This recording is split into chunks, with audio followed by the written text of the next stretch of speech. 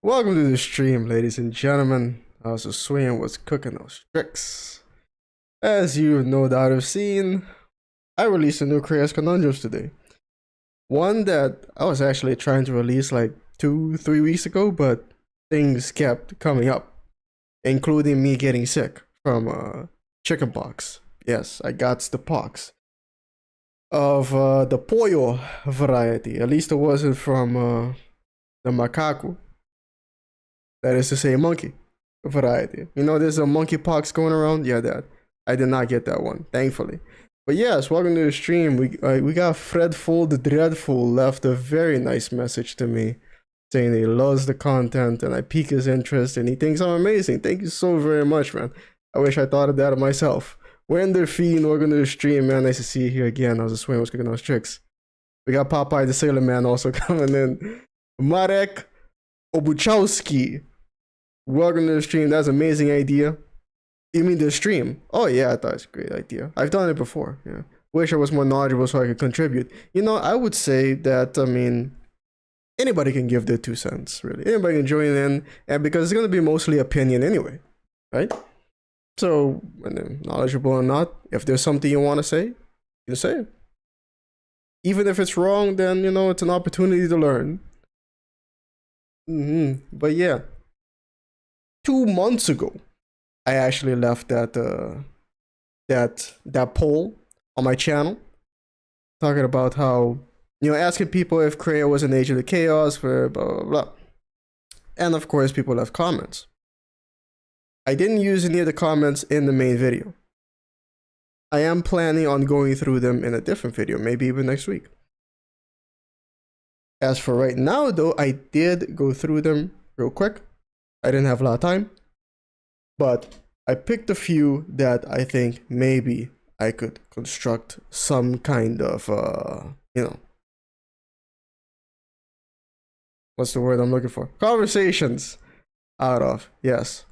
Although, it is somewhat weird since I've been giving people the role to come into the chat, but no one has yet, so I guess I'm going to be talking to myself for now. Unless, of course, anybody else had. Oh, right, this is also the first stream I'm doing where I actually have the latency set to ultra low. I've never done ultra low before. I'm not, in fact, hold on. I'm not even sure if this crap is even working. Because I completely forgot to check. As you know, I don't use. Oh, good. It's not working anymore. It is working. Yeah. Normally, I have to like turn it off and on again. It's a whole thing. Yeah. But thankfully, it is working. That's the link, by the way, if you want to join the Discord. And, talk in the chat. Or just join the Discord. Yeah. You can do that too. You don't have to join the stream at all. But we got Francis York Morgan coming in. The man formerly known as Jay Booth. Hey, I'm glad to be here. Yes, indeed. It's just kind of low though. But yeah, there we go. So yeah, what'd you think of the video? Well, I enjoyed it. It's an interesting concept. Yeah. Your mic is kind of breaking up, homie. I can tell from icons on Discord that you are speaking to me via your mobile phone. Is that correct? Yes, I am. Is that a problem? All the way from the land of the rising sun, ladies and gentlemen. Yeah. For this. I guess I would consider myself a determinist, if that's the right word. Or I believe in determinism. Determinism. Could you explain that for the audience? So, what I believe determinism is, or the way I've had it explained to me, is determinism is the belief that everything is only going to happen one way. There's no way for you to really change the future. There's no way to change the future, even if you know the future. Correct. Why would you say that? Well, first off, I don't think it's possible to know the future with absolute certainty. Right. But the reason I believe that is because everything in the universe is made up of smaller and smaller pieces, right? Right. And I don't believe in the supernatural. So I don't believe in any kind of outside force governing those pieces. But the fact that those pieces exist and that they only have one specific way that they can work, or one thing that they really do, I guess. What I mean is that they can't break the laws of physics with specific space.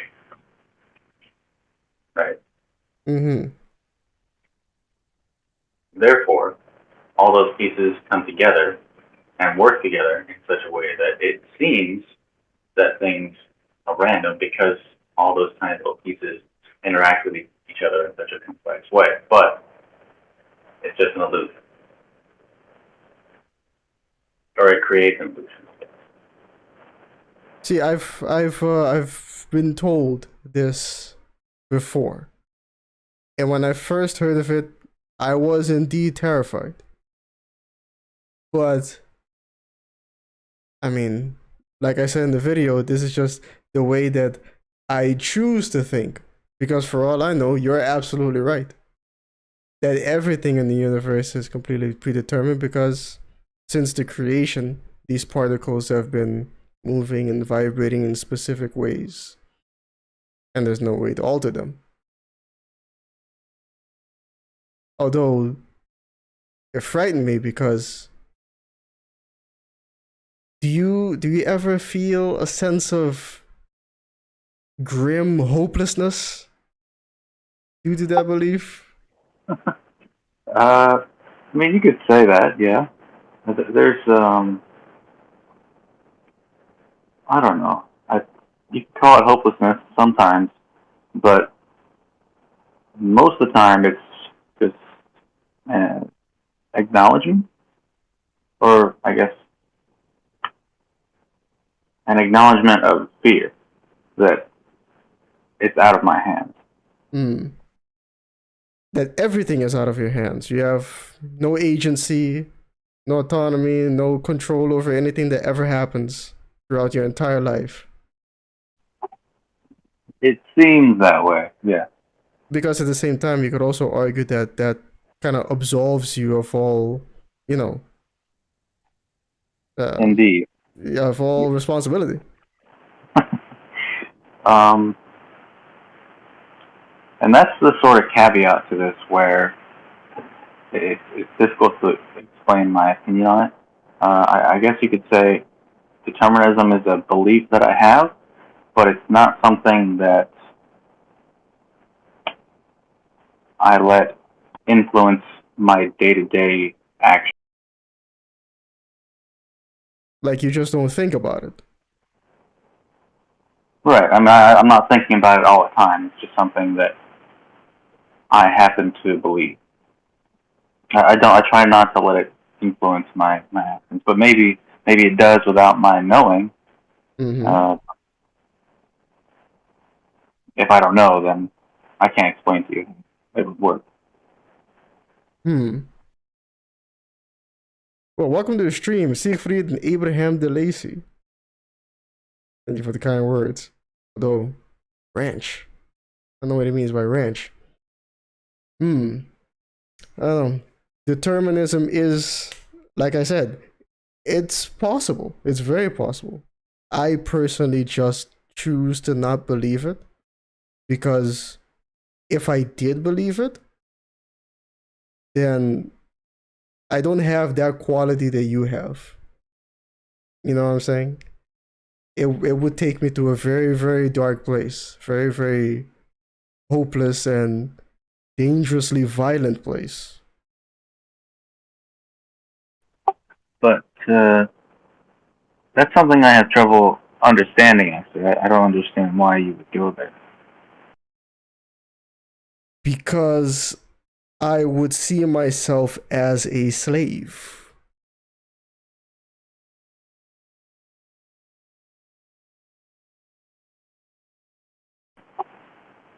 A slave to like fate. Yeah, fate.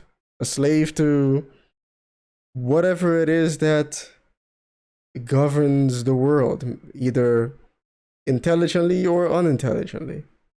It just means that everything I've ever done or ever will do is entirely meaningless to me.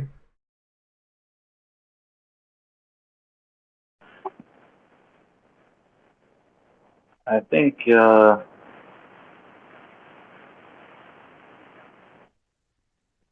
it might seem meaningless in like an ultimate sense, but I think meaning is sort of derived from each person, right? Or I guess each person creates their own meaning in their lives, Mm. even if they would claim that it's something other than themselves. It's still really just them or their understanding of that other thing, right? Or that's my understanding.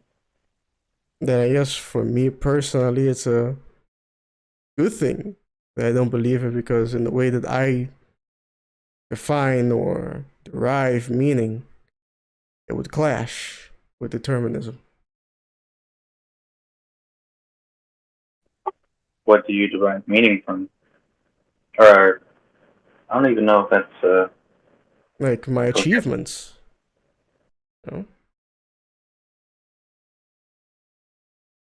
Like I feel that, if I pour my hard work, my blood, sweat, and tears into something and I achieve it, that was me. That was all me.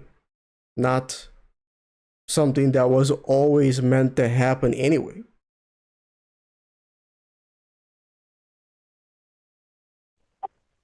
I mean, on one hand, I see your point, but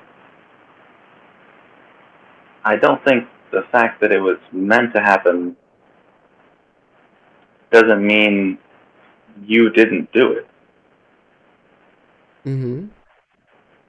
Um, I guess I see a separation between things that are the fact that something is fated to happen and the fact that I made it happen. To me, they're both true. But did you make it happen though?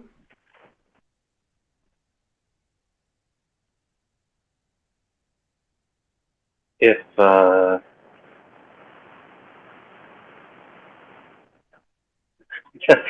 we would have to define the self then, right? Yeah. Because if everything is predetermined, then everything in the universe is really just one thing. There is no separation between you or me. Yeah, it's already getting complicated. Dragon of the West and FBI Ball, welcome to the stream. Nice to see you again.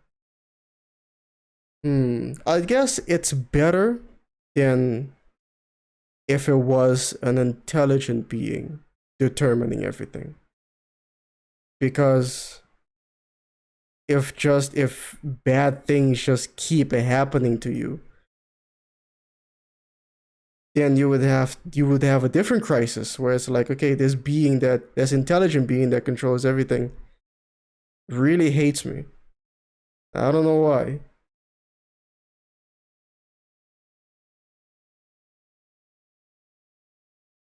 Yeah, I agree. I don't like the idea of any sort of gods. Hmm. Although you can believe in a god and not believe, you can't be a deist, which means you believe in God, but you don't believe that God, controls things, just allows things to fall as they may. It doesn't micromanage everything that happens in the universe. Yeah, yeah. I mean, it's just one of those things where it's a possibility that anybody could just throw out there, and who can disprove it? Who can disprove it? Okay. And that's the kind of thing. I mean, not to be controversial, but the whole the news that came out today about abortion rights. Oh yeah, Yeah, that yeah. I mean, and that whole thing stems from like, where does life begin and what is life? From having that conversation many times now, I've come to the conclusion that it is a complete waste of everyone's time. No one is ever going to agree. No one has ever agreed, and no one is ever going to agree where life begins or what life even is. Hmm. Yeah, so it's a crapshoot. Terrible. I don't know. I can't say that I'm happy about it. Um,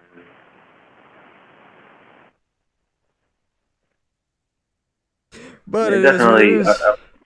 upset me when I saw the news, but that's just because of my own personal opinions of it.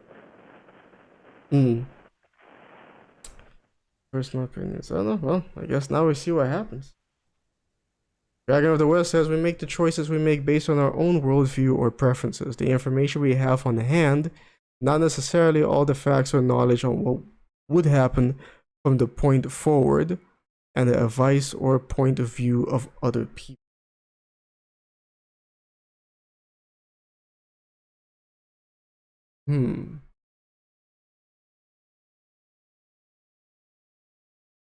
Well, from the comments I read on the poll I made, there seemed to be one or two people. I mean, I know Chaos got like 6% of the vote, and I would be part of that 6%.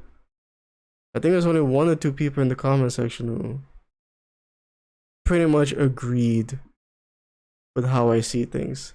Diana Barnett says, seeing as our ultimate goal is an overthrow of the prevailing order of the universe and letting the cards fall where they may, I'm gonna go with Chaos, which puts her in stark contrast to both the Jedi and the Sith, who are obsessed with order in one fashion or another. I do think a lot of people tend to see, that's why I said in the video, they tend to see chaos and order as being, good, evil, light, dark, Sith, Jedi. When I personally see them differently, see chaos and order different, and parts of a whole. And I think you think I like. It was kind of my intention though. You think I successfully threw people off by at the beginning of the video, just saying, Kreia is an agent of chaos. Yeah, for sure. I think most people would think I would agree with neither. Yeah, that was my. That's what. Yeah. Yeah, but then I thought about it. I was like, you know what? I think in this specific story, in KOTOR 2, with the specific plan that she had, in her view, she was trying to balance things out. Because the Force is a force of order. It would have to be. If it's assigning destinies to people. It has a plan for perpetual war.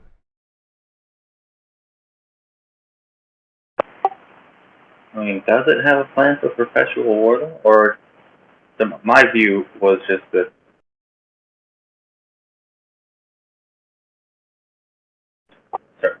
the Force doesn't plan for the wars, but when the wars happen, it creates a plan to end. To end them. You think you think the Force is trying to end wars? Yeah. But with all this power, wouldn't it be able to prevent them or make them never happen again? No, because in this universe, I guess, people still have the choice to start wars. Well, I mean, do they? Regardless of the Force's influence. Regardless of the Force's influence, you think people still have, the Force is gonna allow them to have a modicum of free will? Yeah. Why would it though?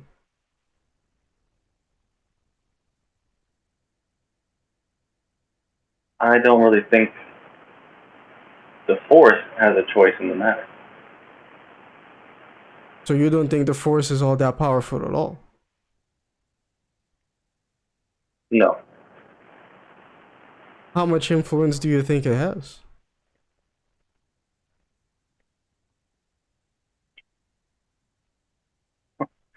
That's a really good question. I'm not sure. I mean, if it flows through every single living thing in an entire galaxy.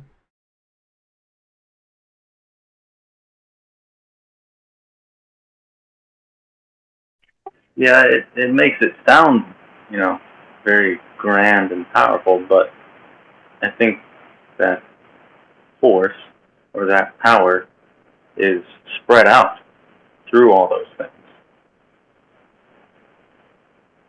So you think if there were less living beings, it would be more powerful? No,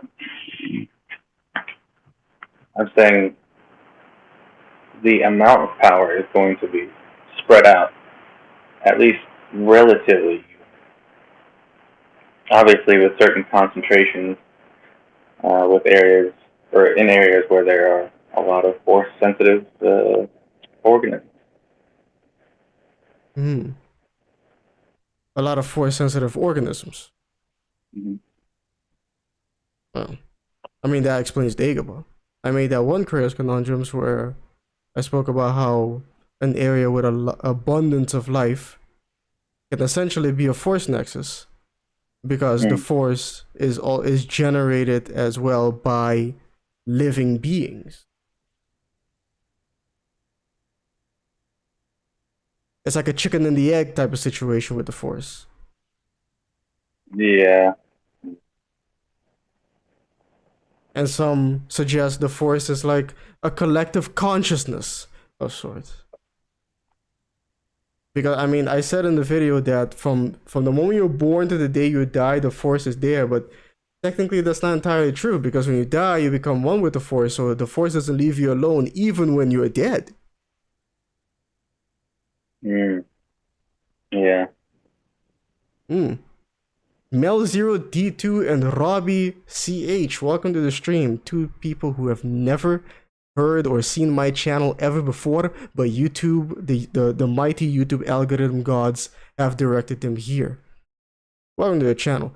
I make videos talking about the philosophical side of Star Wars, specifically about the character named Kreia from Knights of the Old Republic 2. Sith Lords, great game. A character that is actually very divisive. And if you turn around right now and tell me that you hate her, I would not be surprised. What's funky is that a lot of the most powerful force nexuses in the Star Wars history aren't really places with high organic population. Like they can be born from places with a high organic population, or they can also be born from places where a lot of things have died. And that's why I posed that question about Korriban. I made like three different distinct versions of force nexuses. And Korriban I wasn't so sure. Was it one as you say, where nothing really happened, no high population, and it was a force nexus just as is? Or did it become a force nexus because of all that death? We know that that's what happened with Malachor 5. Who knows? Mm. Well, now this sort of brings into question the midi-chlorians for me. I don't know if those are ever talked about in KOTOR, KOTOR 2. Are they talked about at all? Midichlorians? No, they're never mentioned in KOTOR 1 or 2. Okay, so in those games, I guess, they don't really exist. But it's not really a part of the universe.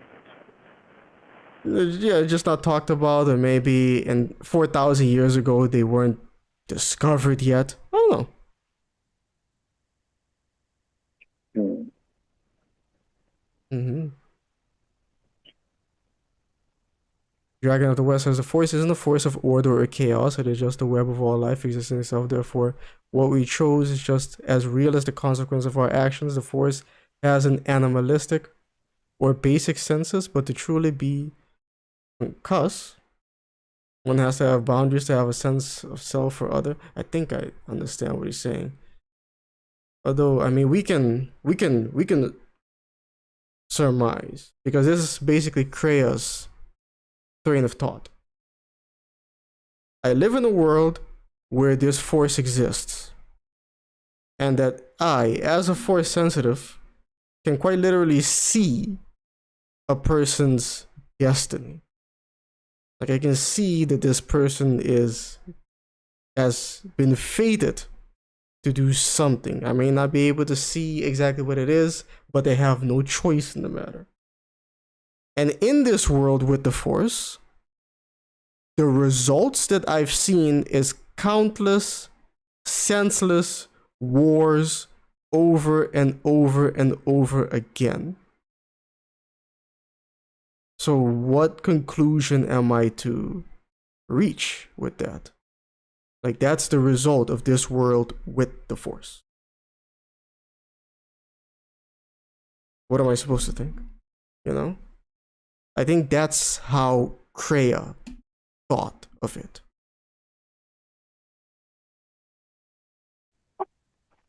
I see what you mean. I mean, I've heard you explain it like that before. Although, I wonder if Freya considered, I guess, uh, what the galaxy would be like a long time from then if she had, completely succeeded in killing the Force. Yeah. If the cycle would just continue. I would think that she did think that through. Otherwise, she wouldn't do it. I mean, she says so herself that much can be accomplished without the Force, and much can be lost without it. Even her plan, I'm still iffy on. If her plan had worked, a lot of people say that a lot of people would have ended up dead. Like, let's say, I don't know, a Thanos situation where half the population of the galaxy dies. Even if that were the case, at least in her mind, she thinks that it's worth it if it means from that point on, the galaxy can have their own agency. They can have their own true freedom. She was willing to go down the history books as being the greatest villain on Earth, on in the galaxy and the universe, if it meant freedom for it. Like, I'll take the hit.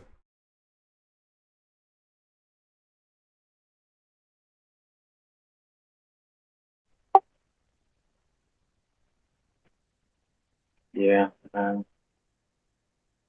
Because there's also the possibility that if her plan worked, maybe no one would have died. And of course, even without the Force, sentient beings being what they are, wars are still gonna happen.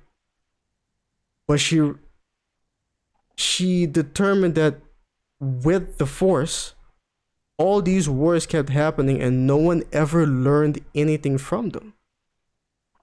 It was just a constant barrage of Sith and Jedi, or whatever they want to call themselves, fighting each other and people getting caught in the crossfire.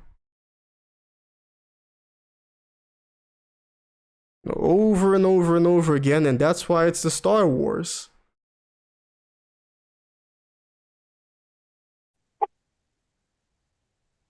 So,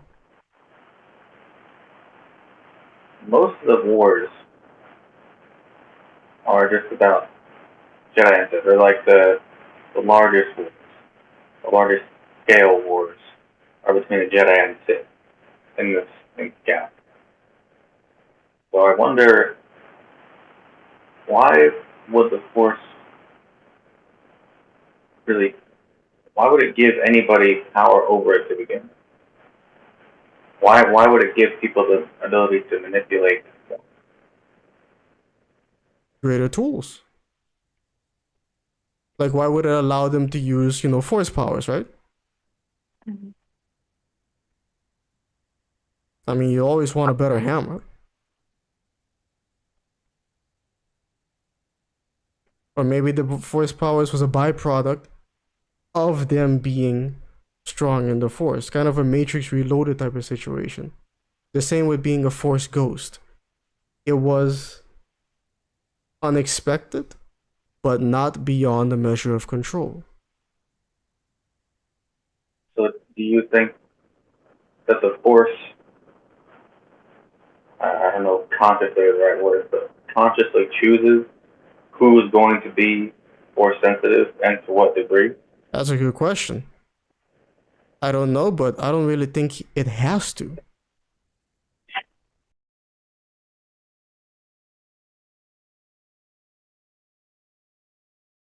But then again, someone like Kreia getting Force powers is something that the Force might want to avoid.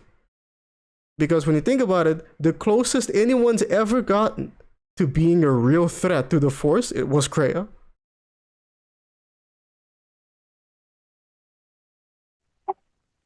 Yeah. And if I was the Force, I'd be like, oh shit. She got real close to screwing me over. So one thing that Kreia says that I think she is purposely very specific about, the way she says it, is that the Force seems to have a will, meaning its will might be an illusion. Say that again? So at one point, Kreia says that the Force seems to have a will, not necessarily that it does have a will. Mm-hmm. So I'm wondering if she's trying to imply that there isn't really a conscious choices being made by the Force. Or the possibility that it doesn't have a will. Right. And it goes back to what I said earlier, where she extrapolated from like, I live in the universe with the Force, and these things keep happening. It's how she's never spoken to the Force. But even if the Force doesn't have a will, the results of it being a factor is still unsatisfactory to her.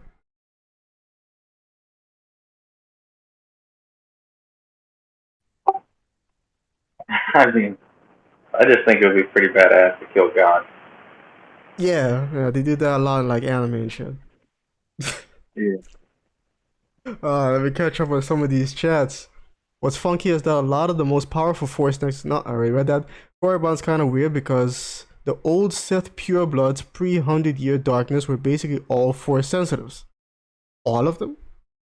Did they kill each other in mass? I don't remember. So you've got tens of thousands of years of Force sensitives living and dying. It's clear that that would make a big impact. Oh, maybe. Yeah. If they were all Force sensitives, and I don't know, was there constant like destructive wars on Korriban? Because even if they were all Force sensitives, they weren't able to use it very well until the Dark Jedi came up and showed them how. But regardless, they were Force sensitive. They died. And they were heavily, I think, aligned naturally towards the dark side. Kind of like the Rakatan, I guess. But I think the Rakatans generally became Darksiders over time. And it had nothing to do with... see, another wrinkle. Because if Korriban itself was a dark side nexus from the beginning, then it would stand to reason that the inhabitants would also end up being one Force sensitive and two Darksiders. Dragon of the West says, your videos about KOTOR are always deep and thought-provoking, and while I don't always agree with your conclusions or worldview, it is always rich and insightful. I like that. Good. Beautiful. Don't agree. Don't always agree with me. Have your own conclusions.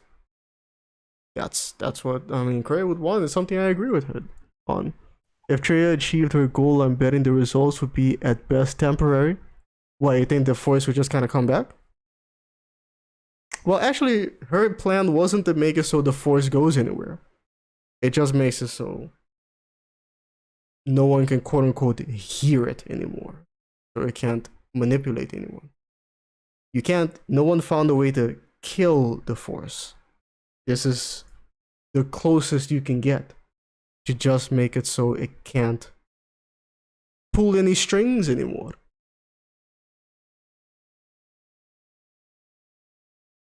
What's interesting to me about the whole fate bit is that it's been long argued that the dark side is an effect of corrupting or subverting the Force's actual will for the galaxy, that the dark side does not actually fit into fate. Yeah, I keep hearing that argument too.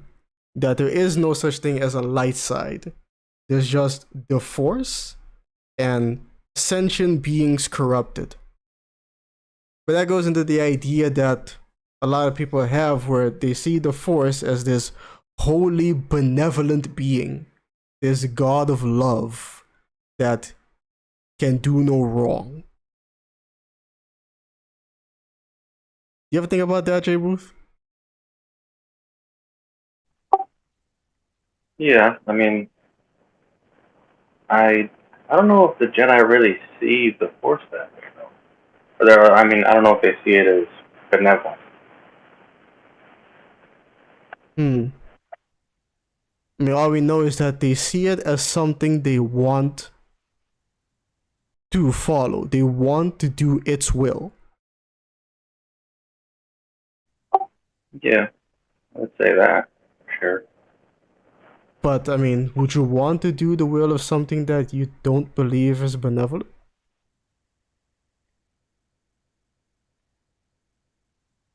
I wouldn't, I wouldn't necessarily want to in every case, but I also recognize the fact that I'm not perfectly benevolent, but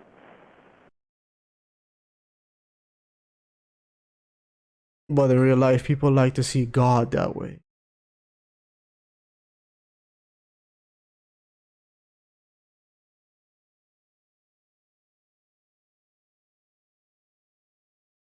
Hmm. Abraham Delasay says, I always like to think of the Force in a real world example as is human nature. Spelling kind of falls apart here.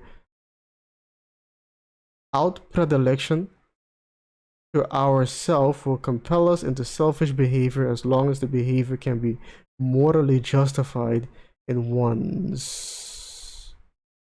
They will do horrific things, allow us to lie, cheat, backstab, repeating our history, and debate whether or not humans have free will at all because our natural egos and urges. Our egos and urges makes us want to debate if we have free will. Not sure I understand. But Mello says, I think the seems to have a will bit.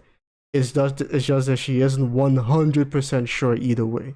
Because, I mean, who could? Unless you have a conversation with the Force, I guess, and the Force doesn't speak.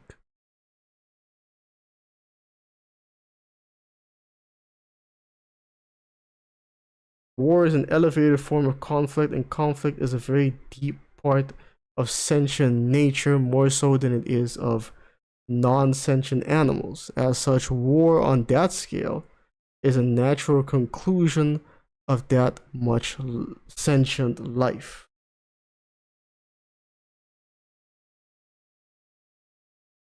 Yeah, I kind of see, yes, the argument being that even Kreia says that war is a hunger. I hate war, but I can't deny that the human animal can't escape it. We can't not do it. I don't know. I don't know if it's really about. I don't know if it's really about nature or however many times it's happened before, because eventually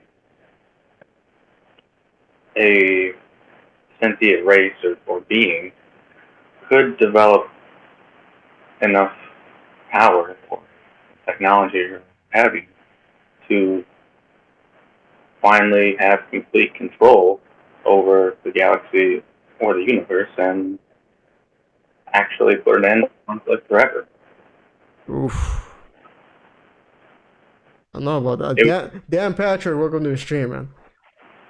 Like, I don't know, they've been saying, like, when the Gatling gun was invented, the inventor said that people are gonna use this, they're gonna kill hordes of people in seconds, they're gonna realize the horrors of war, and never war again.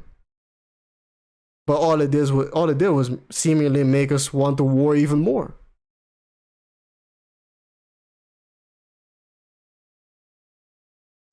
I mean, I guess the flip side of what I said would be, uh,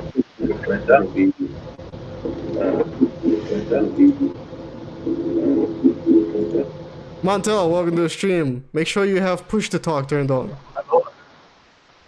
I'm on computer today, so I'm good now. Don't worry about all that nonsense. For once, though. What is it? Oh, there's a problem.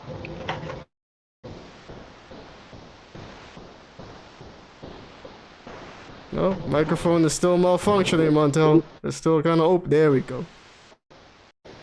Or not. Maybe I was wrong. Prime Pattern, welcome to the stream. I'm not talking. Oh, hello. You hear me okay? Well,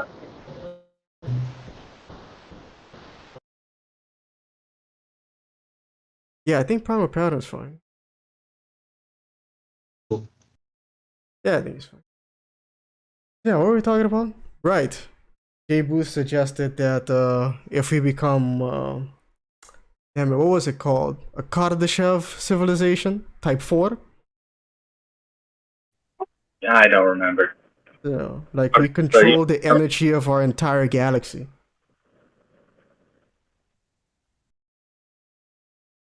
Like, what would happen in that case, or? That in that case, we would stop, all wars would come to an end. Don't we already have a surplus of resources? In some countries, anyway. depending on the U.S., you don't have surplus resources anywhere. In anywhere? Anywhere? I mean, depending on the U.S.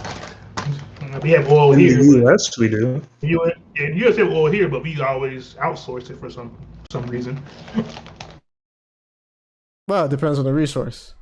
Yeah, like when I say a surplus, I mean of resources needed for everyday survival. Like For the most water? Water, property, or not property, but like shelter, food. Do you guys think it's impossible to evolve to such a point where we stop fighting amongst ourselves?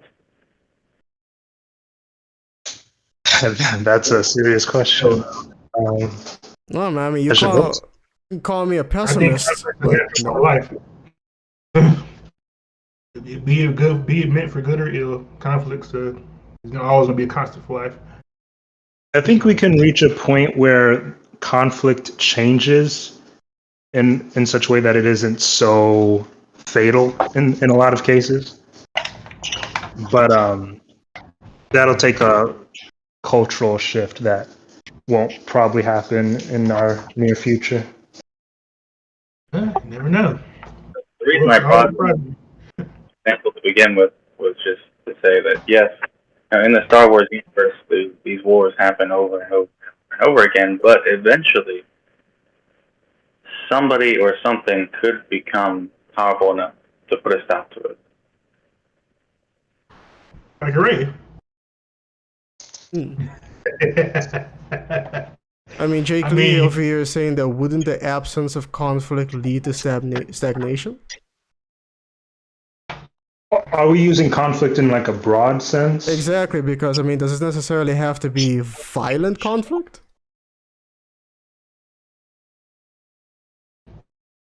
Competition made us establish a space race. It's competition. It wasn't really. Yeah, I mean that could be a kind of conflict, and I don't think that's inherently negative. No, I mean that was the Cold War. Well, that's before the Cold War, but yeah. Well, a little bit before. But then again, you can make arguments during. So, because the Cold War isn't having a direct start date for some reason. Welcome to the stream, Labib Saud, Jake Lee, and Kel. Okay, go on. I was just gonna say, like, when you have two competing wills, that in and of itself creates a conflict. But that doesn't have to end in like the destruction of one or over the other. Or maybe it does, and you end up with something new. Just these people don't have to die, but Yeah, that's they what I meant. change. Yeah, exactly. And that reminds me, I'm right. I mean, Mel is saying the only way I could think of to create a world of free conflict would be a single absolute rulership that is never questioned. But that doesn't sound either possible or really like a great idea. No. And no one's gonna Right. really accept that. A complete and total dictatorship. But no one ever fights back against this dictatorship. I could only see that working if it's like a completely benevolent AI that just genuinely knows what would be best for everyone in any instance, but I don't see how that's really possible. No, I mean there's that one ending in Deus Ex, Invisible War, which is pretty much what you just described. But I don't think Does it end well? Like, is the AI actually benevolent, or does it turn sour eventually? well, we don't know because we never got a sequel to that game. Well, One can hope.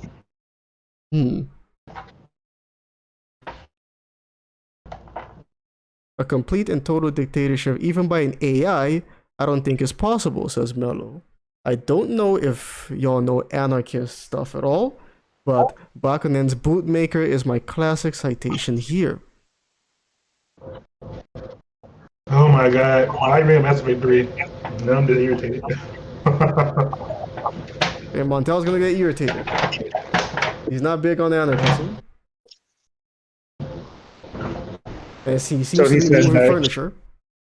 But it's funny, because the control ending completely proves the Star Child wrong. Mass Effect. Oh, so said. What about the control ending in Mass Effect 3? what about it? That's why I like irritated by it. It's kind of funny. The control ending. And the control ending pretty much disproves that. So it makes it look stupid. The Star Child said that the control ending was never gonna happen with the elusive man because he was already indoctrinated. They controlled him. But the control ending happening on the Shepherd is basically just Shepherd coming in every once in a while to douse some fires. You know, when shit goes down, he shows up, cleans it up, and leaves.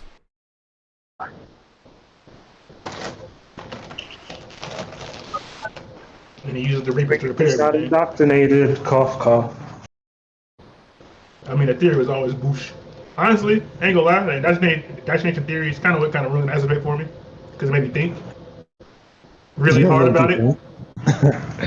And then I'm like, oh shit, that makes shit really adds up. You stop and thinking about it.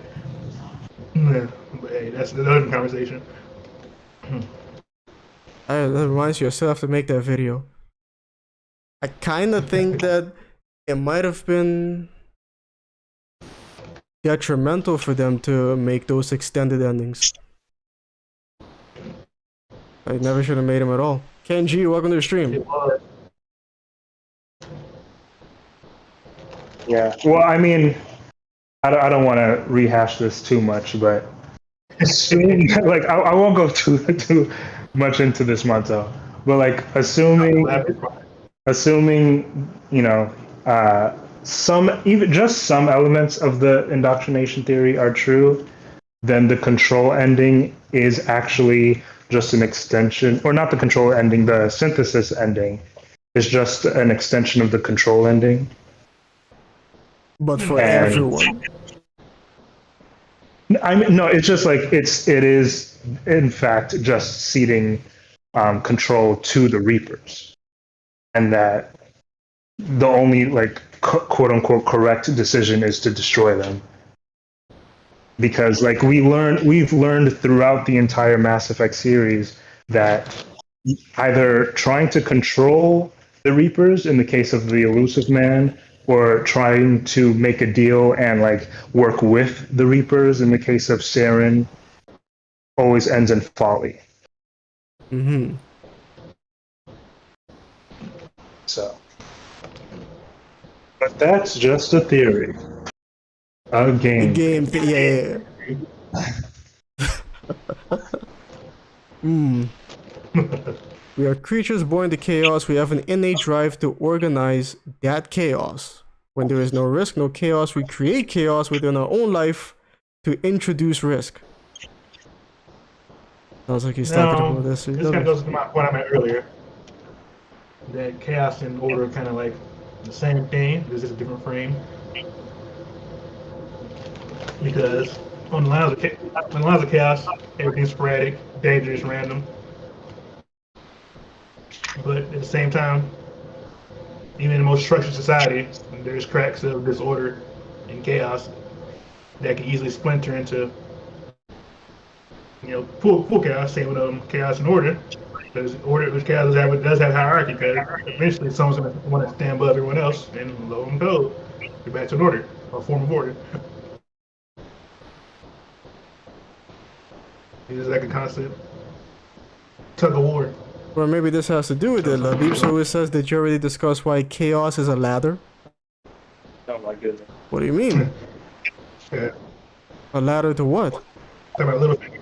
You've never watched Game of Thrones, Ken? I've never seen Game of Thrones. It's a good little season. You I gotta sent get you on. the thing, and I thought you already had it, Tyler, but yeah, I give it to you. This is the first 4 seasons, though. You don't watch anything after that. Yeah, don't need to go past that. It gets pretty disappointing beyond that.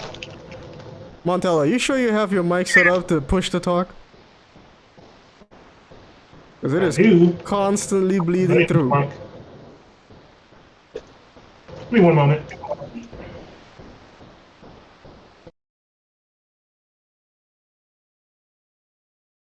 Kenji says, you're proving my point. I don't know if he's talking to me or Montel. Because even in the most orderly societies, there will always, I guess, be chaos. But isn't that kind of the point? You need to have, as much as you try to fight against it, or to make it completely orderly, since in my view, chaos is the building block of the universe, you can't get rid of it.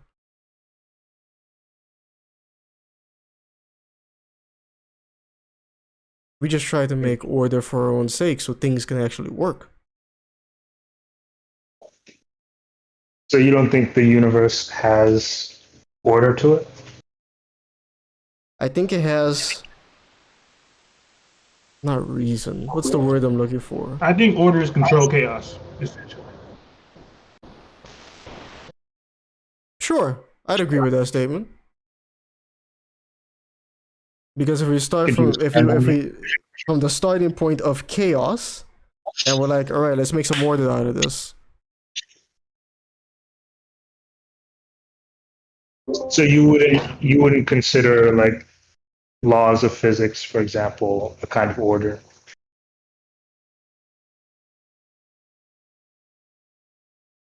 That's a good question.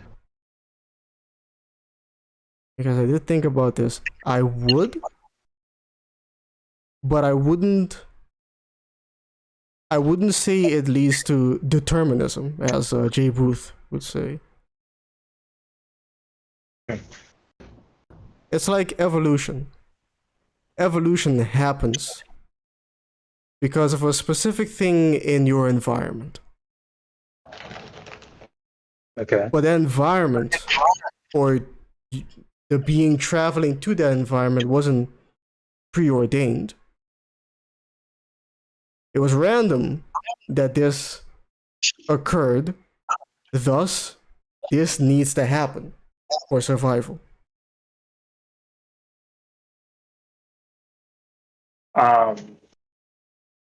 So it was random that it occurred. So you're talking about in your example, like the Earth. The Earth was created or not created, just came about by random circumstances. A random chance, yeah. And that other planet also smashed into us randomly. How it's doing. And there was all the heat, radiation. So if you say an alien species that could observe just mass sections of the universe at once, was able to track the exact trajectory of the asteroids that eventually culminated into the Earth completely, calculate the exact coordinates, everything. Would that still be a random chance? And Just a random. they take into account like gravitational pulls of whatever it might fly past as well. Right. And just they're hyper intelligent, hyper advanced. They have it all, and let's say like they can even simulate it. Yeah. Through computation, they can simulate the exact trajectory that the asteroid took. Yeah. And would I still consider that chaotic? I would. Or just random. Just a random event. Or random event. I would. I mean, they were able to figure out where it was going to go. But I would still consider everything leading up to that point as being random. And it's still random if the only thing they can do is look at exactly what happened. If they didn't see what was happening beforehand, it's still random. But they can predict it. They can recreate it. And they know every mechanism, every preceding action that resulted in it. Having an understanding of the past it doesn't really make it not random. It just means you figured out all the different pieces that made it random. Well, in that case, what's not random?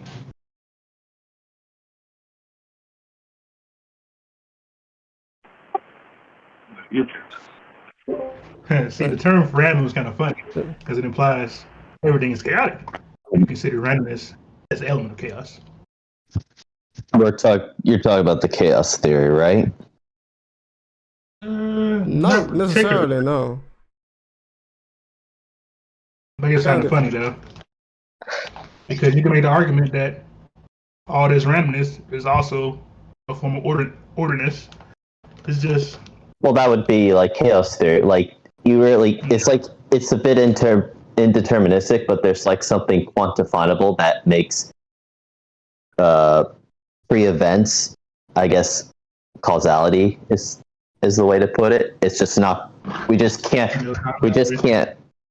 just not able to dumb it down easily, I guess. the idea of causality. Causality is like pretty much saying everything has potential of happening, guarantee that it will happen. Yeah, that wouldn't be randomness then. It sounds like Murphy's Law. That everything that can happen will happen.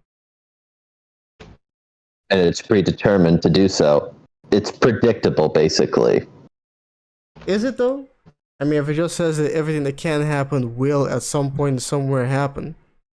Maybe not from our perceptions, but it's too incomprehensive. It's like a huge complex network. And when we're saying something is random, that's basically what we're saying, that it's too complex to be predicted. And so something that you and I may say isn't random, something that we can predict pretty easily, like say the ending of a movie or something. Not, maybe that's a bad example, but like something that is predictable in nature, like a tree growing a certain way or whatever. The weather, for example, like we can predict the weather, but like thousands of years ago, it might have seemed pretty random. Like if a tornado comes, you like, what the hell caused that? I don't know about that. People might have said like, God hates us.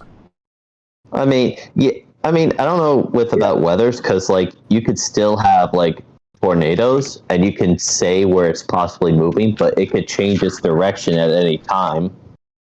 Well, I'm saying like from the perspective of someone, like if you don't have instruments to kind of measure the wind, or however we measure or predict the direction of tornadoes, then it would seem random to, like, you don't know really when that's going to happen. You don't know when, like, these catastrophic weather events are going to happen. And like King said, you might attribute it to God. And so in that sense, you're kind of creating your own sense of predictability to what is otherwise random. You're saying, oh, well, if I pray a certain way, if I do a certain thing, then I'll have that control over this reality, and I'll know that, hey, if something terrible happened, it's because I displeased God. I mean, that is a certain perspective. That's sort of started. You gotta epistemological error. I was just I was just recently reading Beyond Good and Evil, so just hearing about, like, if you can make this prayer happen, then that's how you see the world around you, which is like the true world theories. Yeah, no, I'm not saying, like, yeah, it would be illogical, irrational, but it would, if it seems random to you, if you want to have that kind of control over your life, it does make some sort of human sense to do that. Yeah. I mean, would you say that as long as we can predict something, it's order? It's not random? In a way, you could say that. I mean, what else is random? Like, what is something that we can predict completely that is also random? And if there is such a thing, then what isn't random? Life. You can predict you can predict it, but you also can't really predict when it ends. I mean, you could. I mean, well, what is I mean, weather's pretty random, or space is pretty random by our perceptions. I mean, even when we predict the weather, we predict it with a certain percentage of certainty. Possibilities. We have a possibility on things. I guess you can. I think what I'm trying to say is perhaps order is quantifiable chaos. Harmonized chaos, or ordering chaos. I mean, it sounds like an oxymoron, but that's probably why some people give it that definition. Like, take a society that's constantly at war. One warrior wins out, and you run shit. Kind of. I mean, if this is like going back to the whole force, I would just say it exists in its totality. It's beyond that, and it's neither an either or.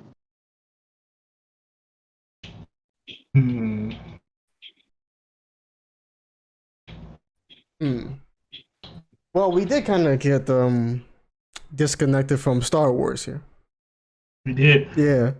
In terms of the Star Wars universe, though, you have the Force, and someone left a comment here on the poll. Joaquin Gonzalez. I think your answer really depends on what you think of the Force, he says. I think we may have had this conversation before, because some people do like to see the Force as this wholly benevolent being that can do no wrong. So I would say it's above good and evil. If it's like, based on George's perception from other mythologies that he incorporates with a bit more of a Christianity leaning, the Force is like the Old Testament God who creates good and evil. He is peace, and he creates calamity. Yeah, but in Star Wars, in case of the dark side, it's always a self-inflicted wound. Is it a self-inflicted wound? But that's the question. That's the thing. That's a perspective. It's still the working of the Force. Like, we call it corruption because it kills people around you, but that's in its nature within the dark side of the Force. It's still the Force either way. Assuming you believe there is actually a dark side, or there's not an argument of perspectives.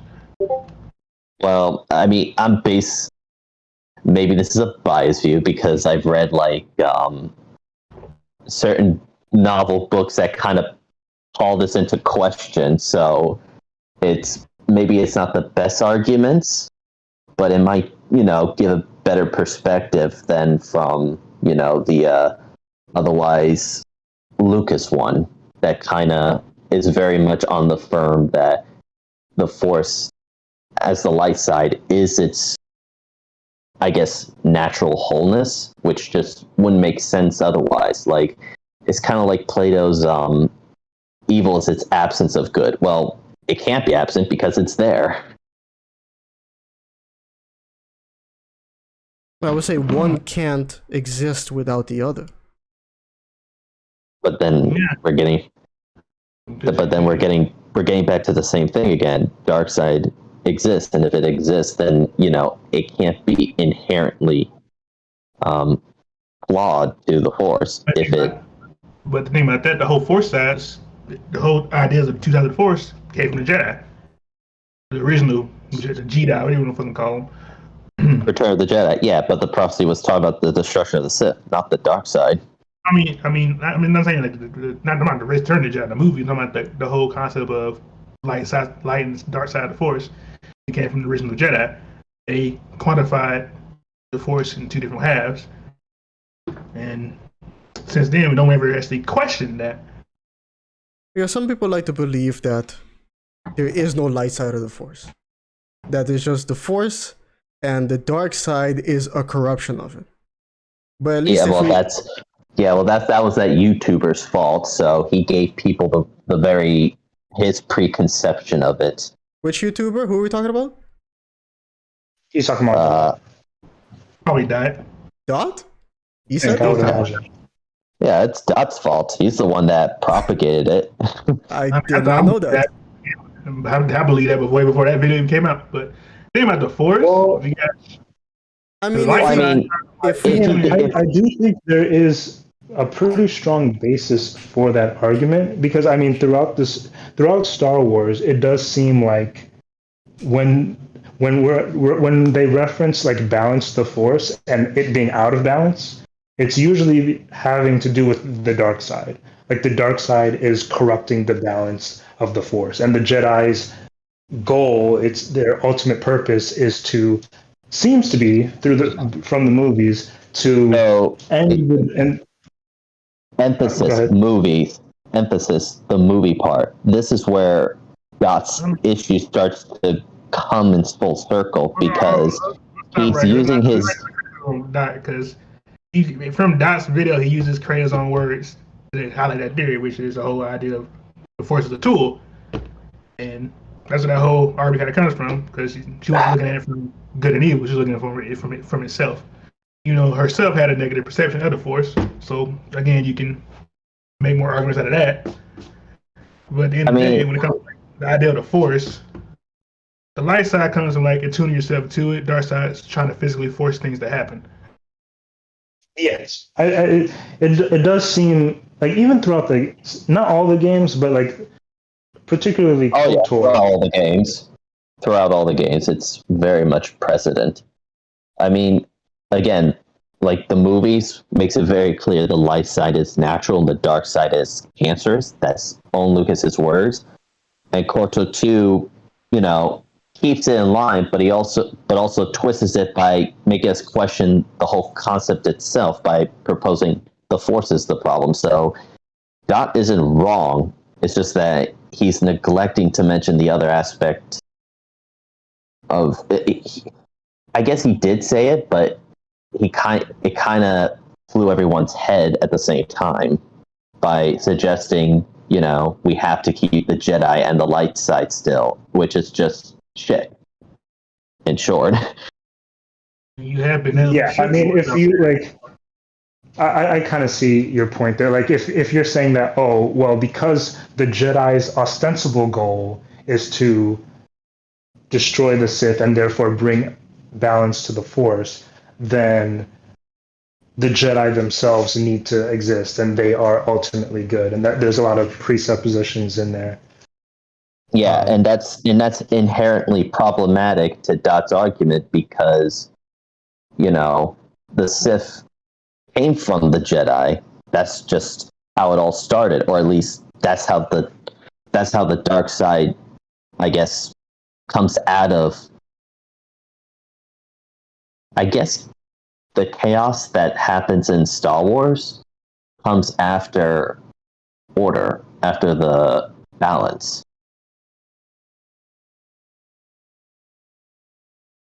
I mean, if we take what is now considered legends into account, and do we all agree that there are light side and dark side nexuses out there that just kind of appeared naturally? Let's call it.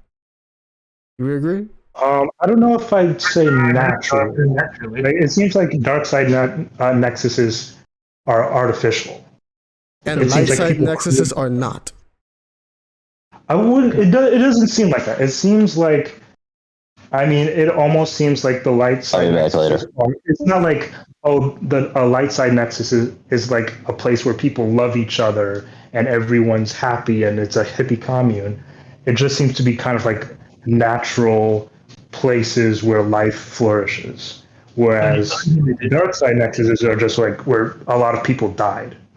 But also life flourished there.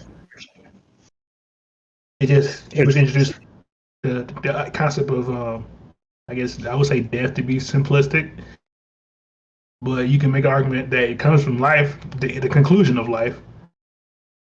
So could we make an argument that light side nexuses could become dark if we may take the naturalistic approach to it? I mean, because Ashla and Bogan are a thing. Oh, right. Were they I created? don't like to think Yeah, I'm back now. Welcome back. Yep.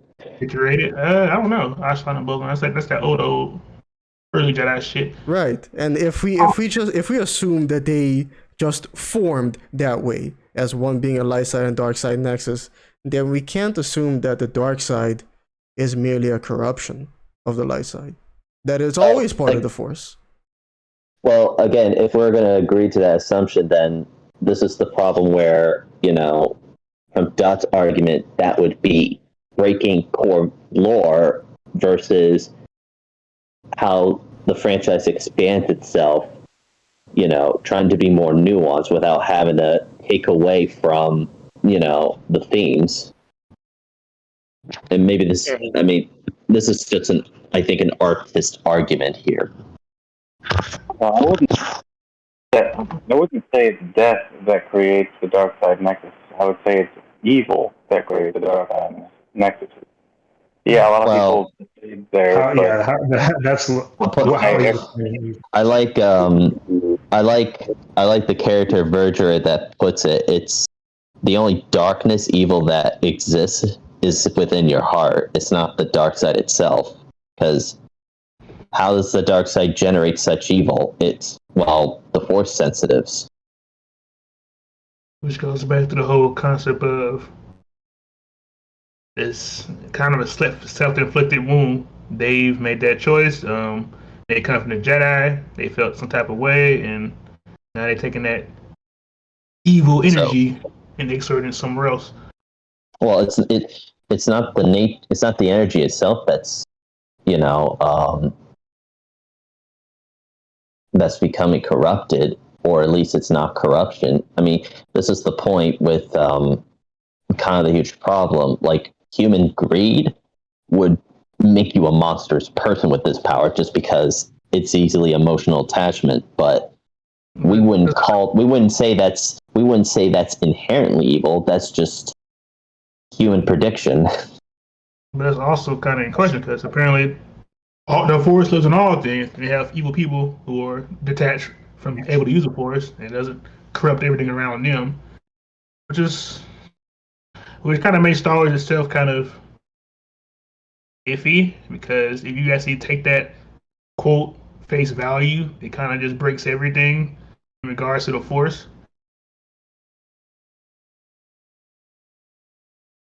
Well, I mean, it seems like if we are, or we, I'm talking like we're in Star Wars, but like if people in Star Wars are a part of the Force as living beings, then it seems like the dark side, which seems to be like a manifestation of individual will,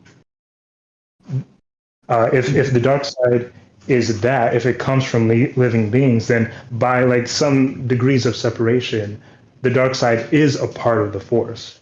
So it's not necessarily a corruption of it. But I would also say that it seems like the dark side is almost cancerous. Like it's natural, but it's cancerous to like the galaxy itself. Is cancer a natural phenomena, though? I mean, it depends on how you expand the word natural. Well, I mean, it's inherent. It's ingrained in life, although in a very killing manner. Yeah, I mean, like I would consider most cancers natural phenomenon. And by that logic, because George Lucas is saying it's cancer, he's calling it something that's an otherling, not the fact that the dark side is inherently natural. And this would apply to Star Wars too, because, you know, if Star Wars is political to our real life, then that means anything else natural to our world would be an allegorical, fact. And natural isn't the same as good. Say that again, J Booth? I didn't hear that too. Natural is the same as good. Like cancer might be natural, but it's definitely not good for you. No, it's not good, but what is good though? Again. Well, what I was going to say is that, like, yeah, it may be natural, but since it's destructive to, if we're considering galaxy as like a metaphorical organism, then it's still something that I don't know if It's very much corruption. it's very much an organic, organic body. Kreia actually uses the healing skill for in comparison to the galaxy, which is probably alluding to how she wanted to kill the Force. Right. And I forgot what I was gonna say. But yeah, like I don't disagree. But it does like I wouldn't say it's corruption in the sense that it's like an outside presence, but it's corruption. It's corruption in the more colloquial sense. Okay. Do you find it... Whereas, Go on. go ahead. No, you go ahead. Okay, do you find it odd though that if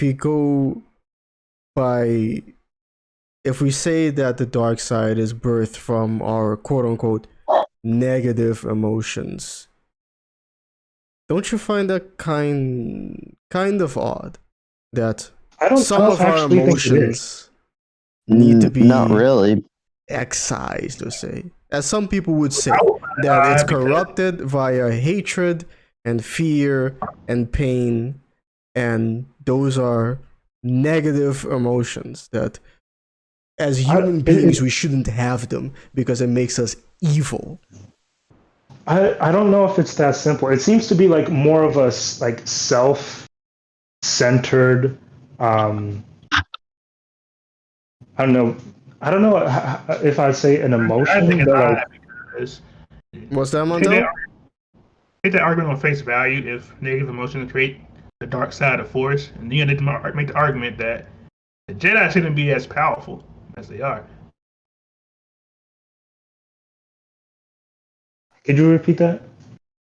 I said if you take the argument that negativity in the world creates the dark side, then the Jedi should not be as powerful as they are. Hmm. Why? Why not? That negative emotional part, Minority. that's definitely a slave morality perspective going on there. Not necessarily. I'm just saying if you just go from the percentage of power in that fashion, logically it will dictate that the Jedi are the minority in power in regards to the Force, which also is not true. I mean, if you really consider the Jedi that bad, that's the thing. I mean, I think there is something very sickening about them. In fact, they seem the worst thing they really do is like when they know people are going to turn to the dark side, they usually wait it off until they kill off a lot of people and destroy planets doing so. Or to just exile a wound that would be against their beliefs. Right. That's why they They're don't kill prisoners. That's why the Sith exist. because they don't want to kill them. They're so absolute in their morality in that killing them will somehow turn them to evil, and Right, they're selfish. they don't know if that's true, and they don't even know if that's true or not. That's the same thing about the Mandalorian Wars and Revan and the Exile. They were worried that they were all going to change them. They didn't want to change. They didn't want to go to war. They were afraid. Yeah, they were selfishly cowardly. Or denying their own humanity. They were definitely denying their own humanity. They do that on principle. Frida Nad, he was, a young, vain Padawan, but he was so devoted to his master, trying to live to her expectations. But when he didn't, pass his knighthood, he tried to ask why, because he wanted to understand, but his master just told him to figure it out yourself, and all that did is made him find Nagsadow's spirit and become a Sith Lord. And Exar Kun, who was kind of a worse version of Revan, who was power hungry, his master again did nothing when, he went off after violently beating the shit out of Padawans.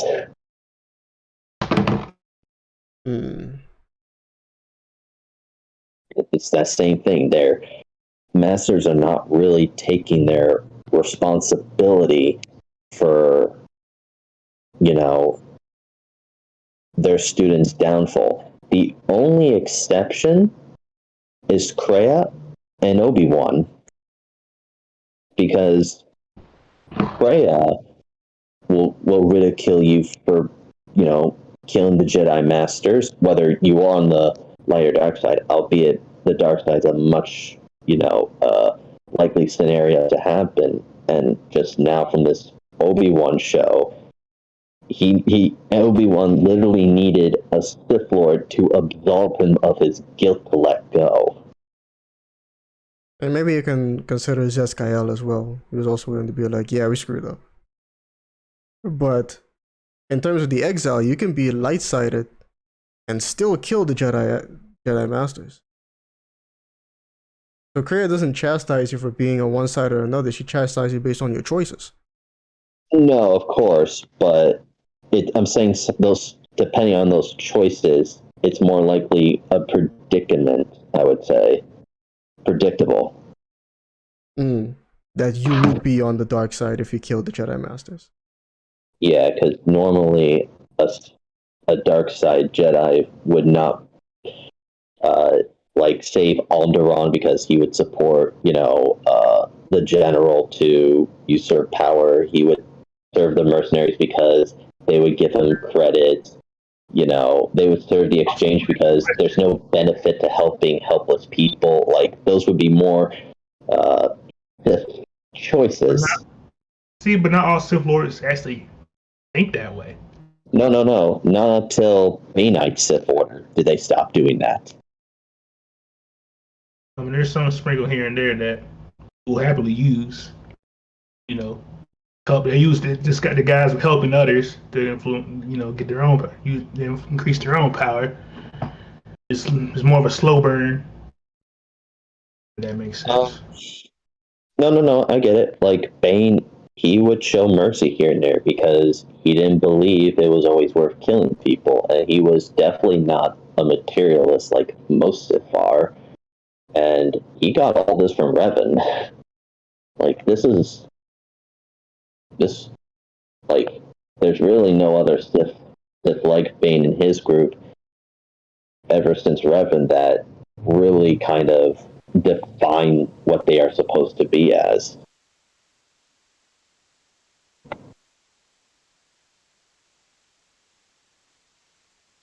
And they were pretty much burning the whole curve of the dark side from being this chaotic, destructive force from Scion Nihilus Vitiate to, an actual force that could rule the galaxy, albeit, only for almost 20 years.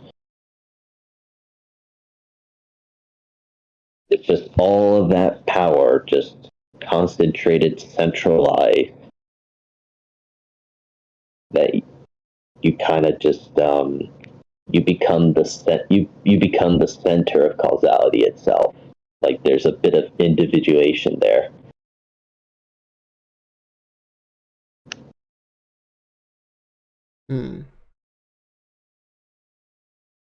What were Sith supposed to be according to Revan?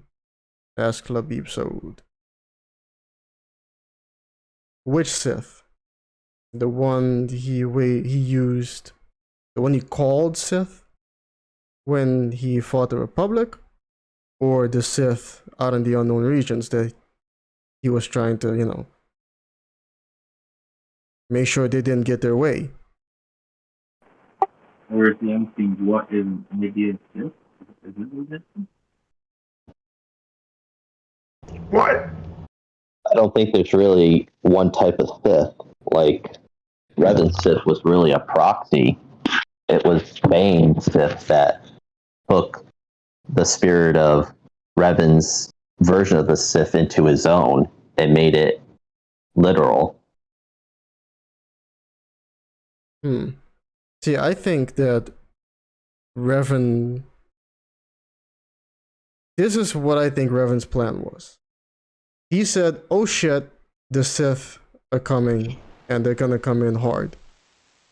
I need a way to quickly prepare the universe, the galaxy, the Republic, to fight them.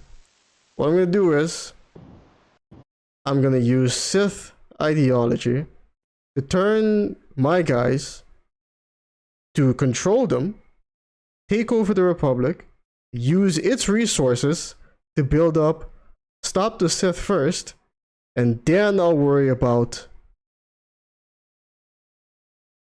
changing people's minds to something more reasonable. So you don't think that Revan actually held to Sith ideology himself? I think he adopted a lot of it, but only because of his experiences in war. Like, he came to despise weakness. Right. Honestly, I don't think he really adapted that much at all. He adapted what's necessary to get his goals across. Like, even you consider his army came up after Mandalorian War, we had assassin bots. Everything is a more calculated move, rather than overt destruction like Malik. Yeah, I don't even think Revan was really on the dark side. Until Soul Tool. I think the irony is supposed to be that in trying to destroy the Sith, he ultimately became them, even without specifically adopting their ideology. He, in essence, became effectively what they are. I think it's more his followers became more Sith than he intended them to be. Yeah. He probably maybe. knew this was. He probably knew what was going to happen to him, but he was going to take the risk either way.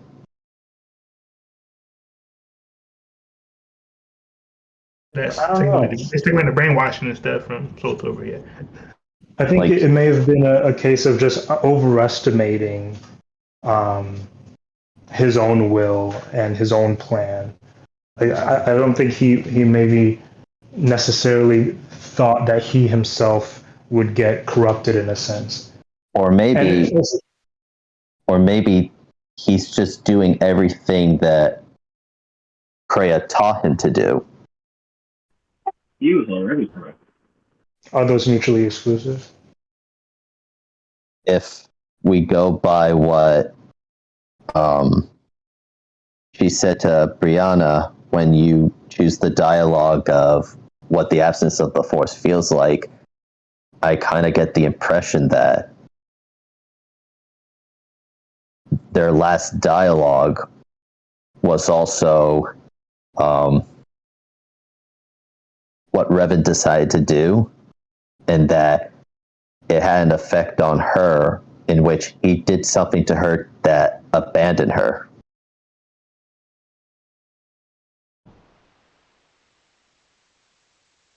He did something to her that abandoned. If she was in the Mandalorian Wars, what I'm saying. If she was. It seems like she was. I mean, people assume that because they think she's Adam Kai. I mean, if so, there doesn't seem to be any indication that like she was one of the Jedi who didn't follow Revan to war. But she's also a liar too. Because she ended up with Malachor somehow, so I'm 100% sure she did go to war with Revan. Or she found Malachor on her own. The same Yeah, way but- that all those other Force sensitives were eventually drawn to it because of it being a wound in the Force. And she found Treia's Academy. Well, Nihilus and Sion ended up there. Well, I think Sion got hit by the daggone. No, it was Nihilus got hit by the whatchamacallit, the smash out generator. And Sion was part of another Sith Lord's army. I guess he got there somehow too.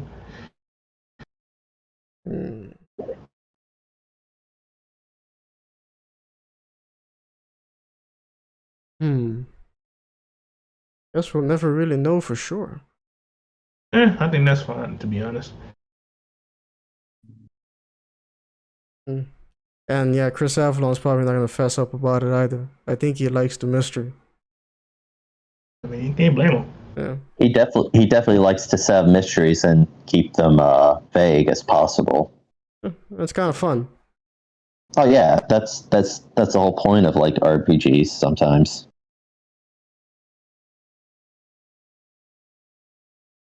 I mean, not everything needs an answer, to be honest.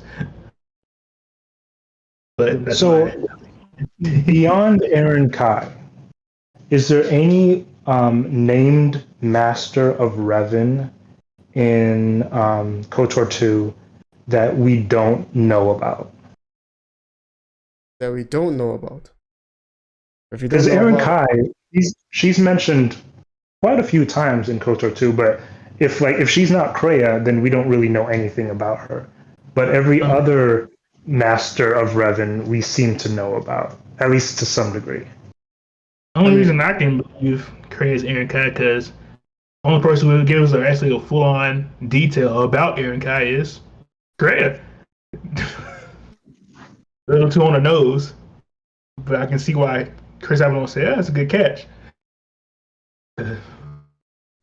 so they have some kind of connection. I mean, Kreia just says that she knew her. Yeah, and tell her how she's beautiful, how she was all that other shit. And that And she all that. was kicked out of the Jedi Order because of her child. And then later on, Kreia says that she was excommunicated from the Jedi Order because all her students left the Jedi Order and followed Revan.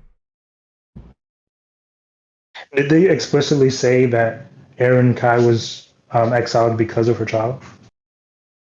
From the only person that says it was Kreia.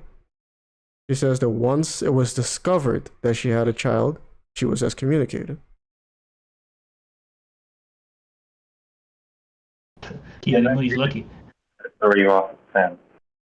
And wait, did they explicitly say that Kreia was exiled? Like, I know they say that like a lot of Kreia students fell to the dark side, but do they say that that's the explicit reason why she was exiled? That's what she says. But that's the reason. Explicitly? Yeah, that she said. She says they kicked me out. I mean, you want me to find the clip? You don't have to. I'll believe you. But I think it's funny though, because one entry says you're still on the dark side, but we don't have any actual information. But 2 students went to the dark side. Like you want to count every single Jedi, dark Jedi Redham had, but those were ex-Jedi, but we don't necessarily know for sure.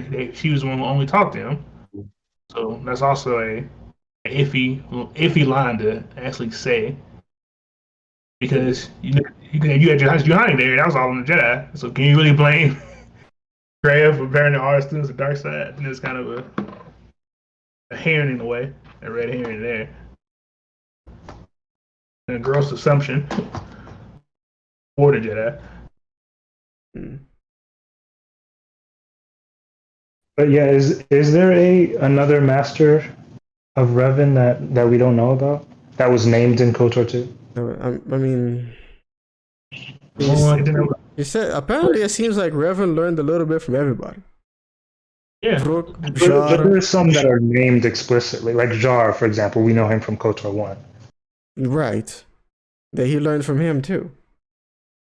But like of the named ones specifically, Aaron Kai is just if she's not Kreia, then we don't know anything about her beyond what Kreia herself says. I guess by name, the ones that we know of, just by name, Aaron Kai, Kreia, and Jar. Interesting. Yeah. It seems weird. Like it seems kind of arbitrary to just have like this character that you keep talking about in the game who isn't any known character in throughout the lore. Well, Kreia was his first and last master. Right. According to her. Was her first master, and Revan went back to her to mentally disconnect from the Jedi. But the question is, how would she know how to do that without being first disconnected from the Jedi? Right. The Reverend trusted her to know how to do it. I guess he assumed that based on how her teaching. You know, she was always teaching people stuff that the rest of the Jedi would say, would say it's bullshit. Why are you asking them questions like if a Jedi would still be a Jedi if it didn't have the Force? Asking all them questions. Why are you asking all them questions? Probably because the reason why he asked that question is probably because Kreia was teaching him that since he was her Padawan, like she makes the comparison between herself and Atris. So she must have been questioning. Another connection between Aaron Kai and Kreia, but sorry. I don't think anyone also asked the question of her experience during the Exar Kun Wars. Oh, so that's join up. That's Monkey Cat. Hello, Monkey Cat. Okay, he had I think I give him the title. Let me check. I give the title. But yeah, if Kreia was a historian too, then she was in a very particular spot teaching her weird teachings. They couldn't really immediately.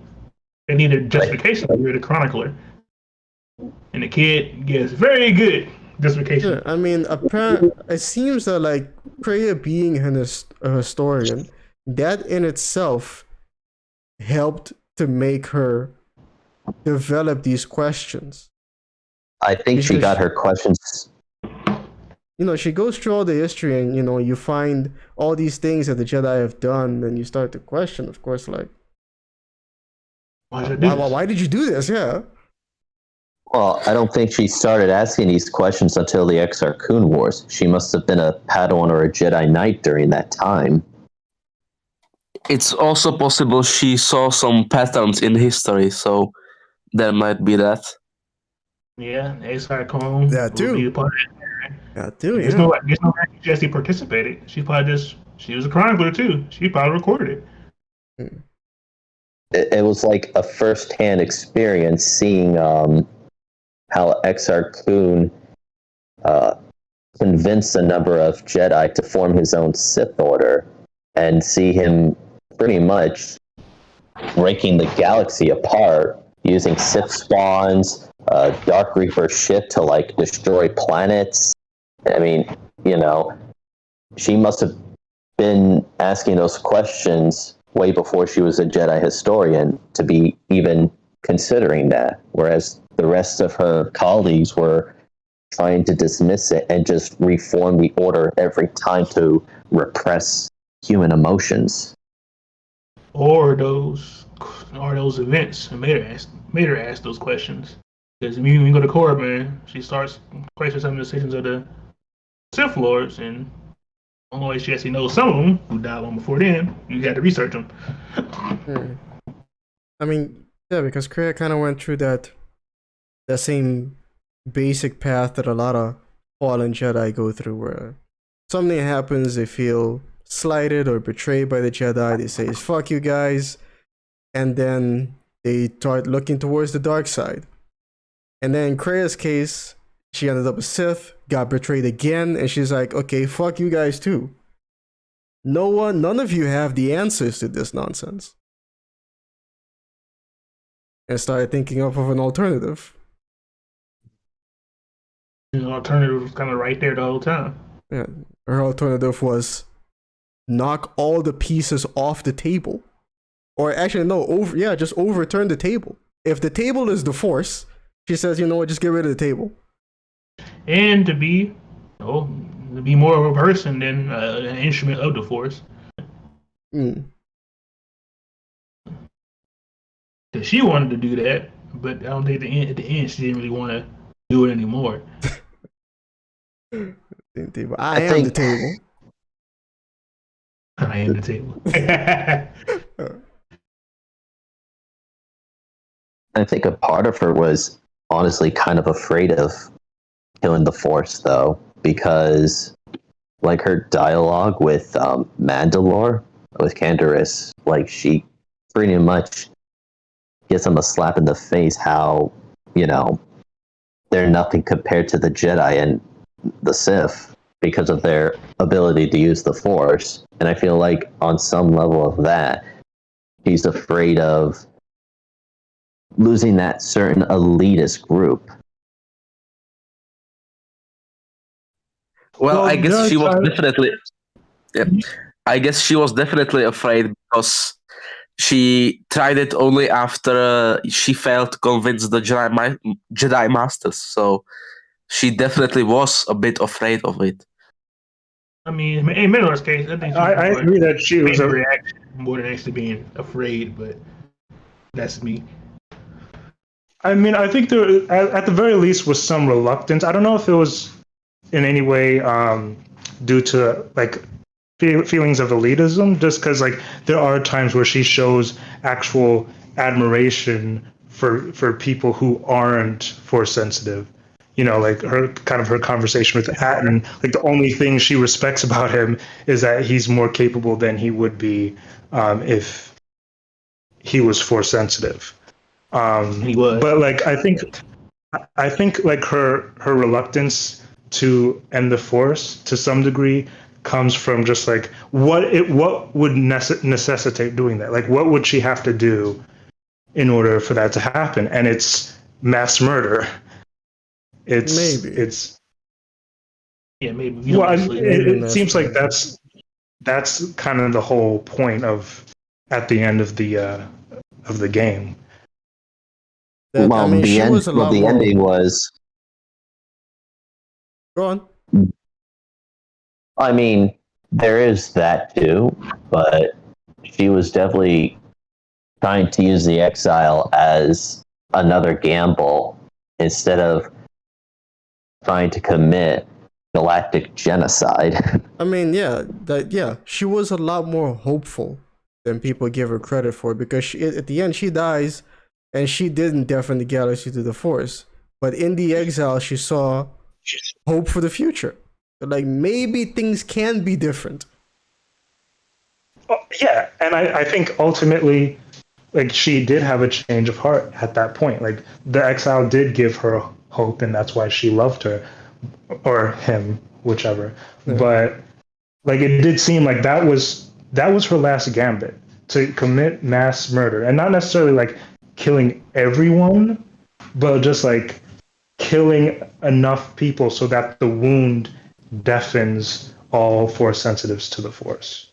Which is funny because it's only like in the hundreds of thousands that are Sith and Jedi, whereas she's just going to be killing trillions who just have a faint connection to it on the possibility that they could be a Jedi or a Sith. No, I mean because look, the Force flows through everyone. Oh, it flows through everyone, but I'm saying the potentiality of it. See, I'm still iffy on whether or not her plan would have resulted in people's deaths because of something she says when you kill the Jedi Masters. I've been trying to work on making a Kreia's Conundrums about that for a while. Something specific that she says that I'm like, maybe that doesn't need to happen. I mean, the disciple dialogue with her in the cutscene kind of swayed in that position. Like she definitely doesn't see killing trillions would be a victory. In fact, it would be a very grim decision for her. Well, killing everyone isn't a victory, which is what. No, I don't think she ever wanted to kill everyone. Like that's not a solution to anything in her view. Right. I think she mostly used it as an incentive for the exile to come after her. Like I don't think she actually wanted to do it. She only had it as a last resort. I mean, technically, when you think about it, I would say that it wasn't even that's not what she thought that the exile would believe. Like she was never trying to give off the impression that she was trying to kill everybody. But the idea is that you kill, and I think she was genuine in this desire that she would, if the exile doesn't stop her, she will kill enough people that the wound deafens everyone to the Force. Like that's her ultimate goal, because everything else seems to have failed.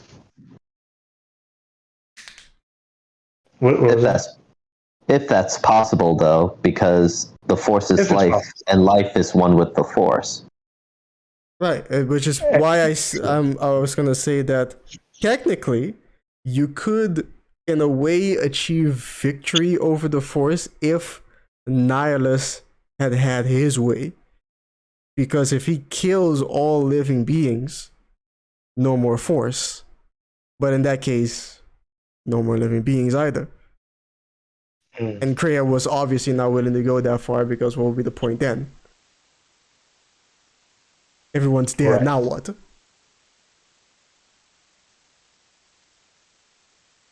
And the very fact that the exile was able to reestablish their connection to the Force kind of hints at the idea that this wouldn't actually work, that it was almost kind of doomed to fail. Well, she brought the exile back to the Force. Exactly, but it was connection ultimately that. How much of? Go ahead. How much, though, because of that, did it change Kreia because of the Force bond?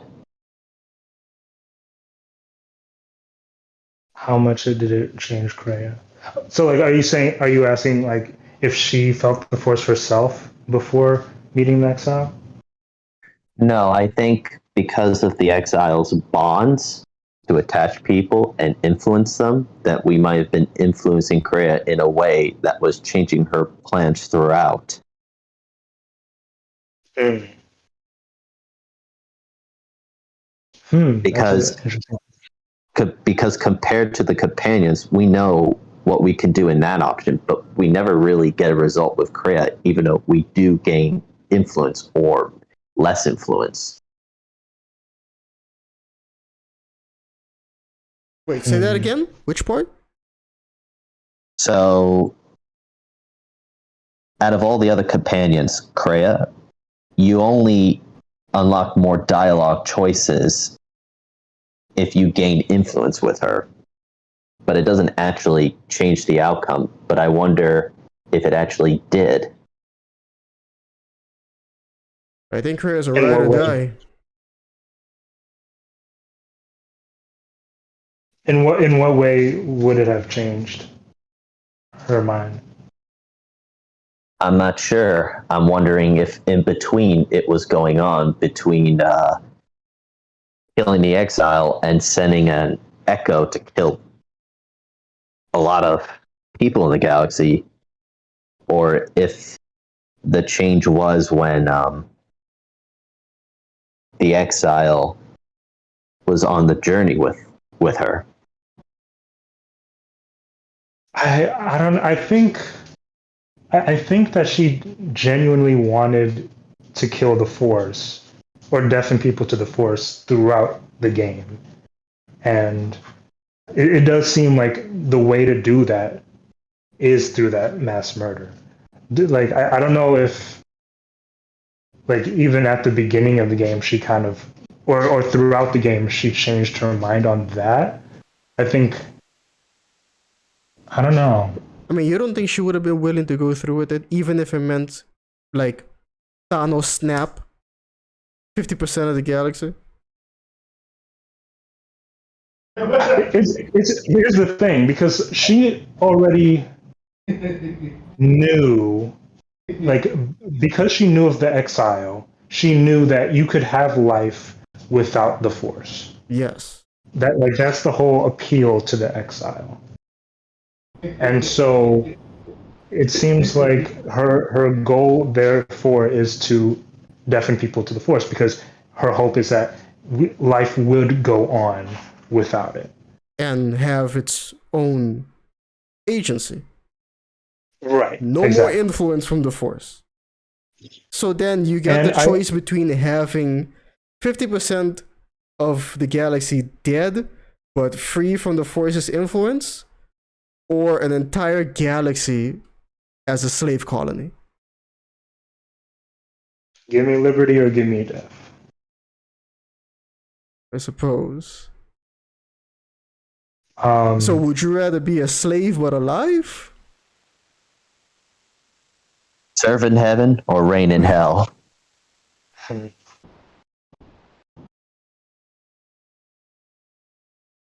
well, I don't believe in free will anyway, so Right.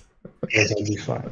There you go. I don't think Kreia even believes in free will. She just believes that there shouldn't be any influence, whether it's from certain people or from some literal force. Well, I think she doesn't think that free will exists, but she believes that free will can exist. Yes. Well, are we talking about Volition? There's like free will in the sense that you can make your own choices. Yeah, there's no fate. There's no And there's destiny. freedom of right, and then there's freedom of freedom to do whatever you want. Like free will in the sense where, like, no matter what you choose, it's deterministic, and then there's the free will in the sense of you can do whatever you want to do. And what, can I get away with it?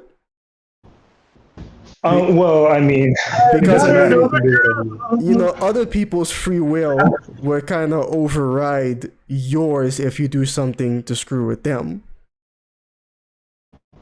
I think people Sure. kind of conflate real with other things. Like in this case, in free will, you can do whatever, but at the same time, whatever doesn't come without consequences. So you can't really 100% automatically do whatever. Right. I mean, that's the idea of the Sithari. The Sithari being this one being who could quite literally do whatever the hell he wants. No one can It's stop him. definitely the archetype Ubermensch of the Sith, but you know, it's that last line, "The Force shall free me," that kind of Yeah. topples the entire code. But they think of the Force as a tool. And it's really no wonder why Kreia kind of eventually erred towards the Sith way. I mean, if she felt like she was being tied down to the Force or by the Force.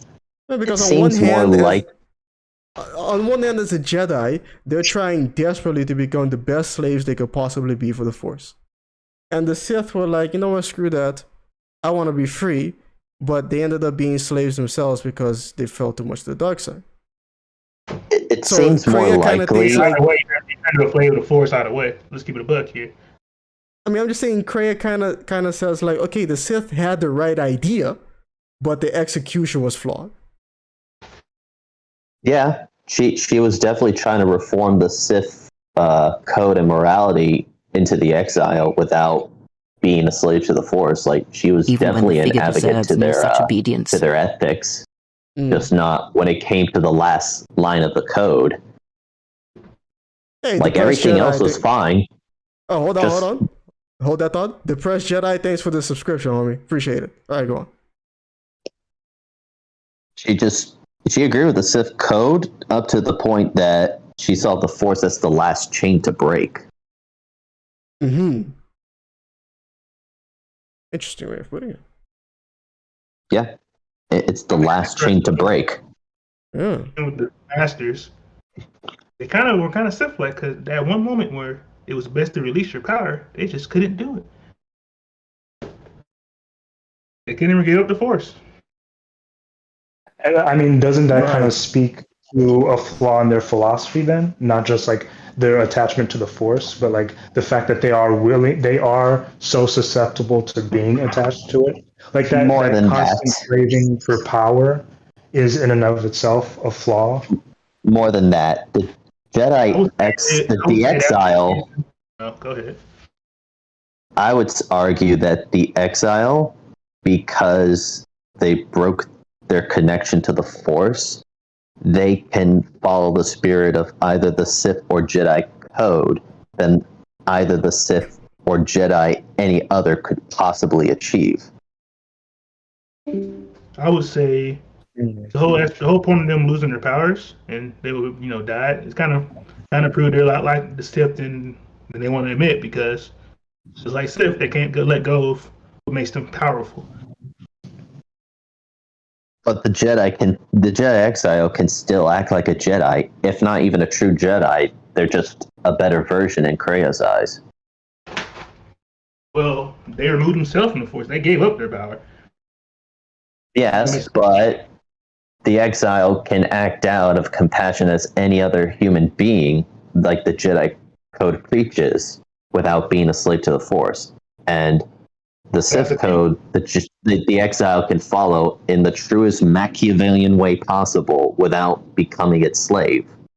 But the thing, Or- the exile became a human. And ultimately, Kreia, like whether you go for a more Jedi ethical standard or a Sith ethical standard, so long as you are making that choice, she's fine. Like, as long as you're acting upon your own will, your own volition, that's what Sure. she All cares right. about. Fair. However, if you agree with her dialogue, it's almost always the case that she's pushing you to the Sith route because that's what she favors. I agree, but it just seems like because I don't think she completely agrees with the Sith. Like not like No, of course not. specifically towards the dark side. Like not just in regards to their use of the Force, but just like this egocentric kind of philosophy. Because she does care about the galaxy. She's not doing this for herself. Well, She's if doing you Dark side, because she makes suggestions to you. Yeah, they might seem evil, but they're simple actions. But at the same time, she encourages you to think about stuff. It's like a test in a way. Well, there is something about that I'm thinking about, because when you go through the Sith tomb of Ludo Kresh and you encounter, the present visions of chaos, the Kreia shit. If you side with Kreia, but you tell her we're the same, you and I feel like that's kind of exactly what she was looking for. She was looking in the exile to be a better version of her in that aspect as well. I agree. I don't. Monkey Cat? I mean, you even get it in Steam as an achievement if you go full dark side, like the Sith Lord. Yeah. But I feel like I don't think a better. I would like to add. Yeah, Monkey Cat, go ahead. Yeah, I would like to add that regardless of whether you are light side or dark side, at the end she says that she loves you because you are not Jedi or Sith, not truly. Right. So Right. she doesn't see them as an ideal, like something you should be. Like you can follow the code, but you are never like truly Jedi or truly Sith. You are human. Just these ideologies cannot really exist without the Force, because in their code, the last line literally binds them to the Force. So you cannot truly be a Jedi or a Sith in her eyes if you are not a slave to the Force.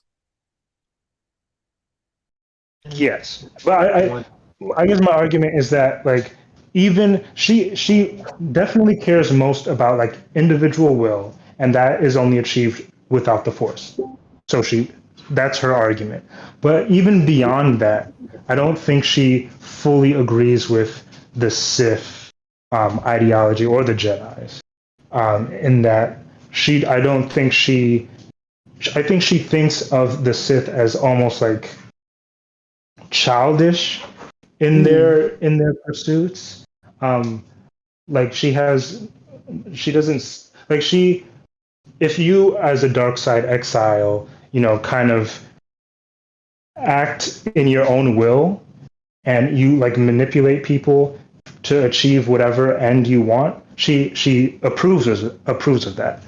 But if you're just like killing for your own gratification, she thinks that's pathetic. And so like a Sith would have no problem with like whatever your ends are, whatever your for the sake of your own power, your own gratification, you can do whatever. You can kill whomever. It doesn't matter. But for Kreia, she values life. She doesn't want people to die for no reason. Or even for one person, like even for her own self, she wants to sit like have the galaxy live and be free. Ultimately. That could also and the Sith don't care about too. It could also be a Scion.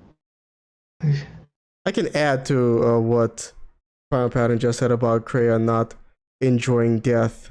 There's multiple occasions, like when talking about Vaklu, she says, as distasteful as it may be, you might have to kill him.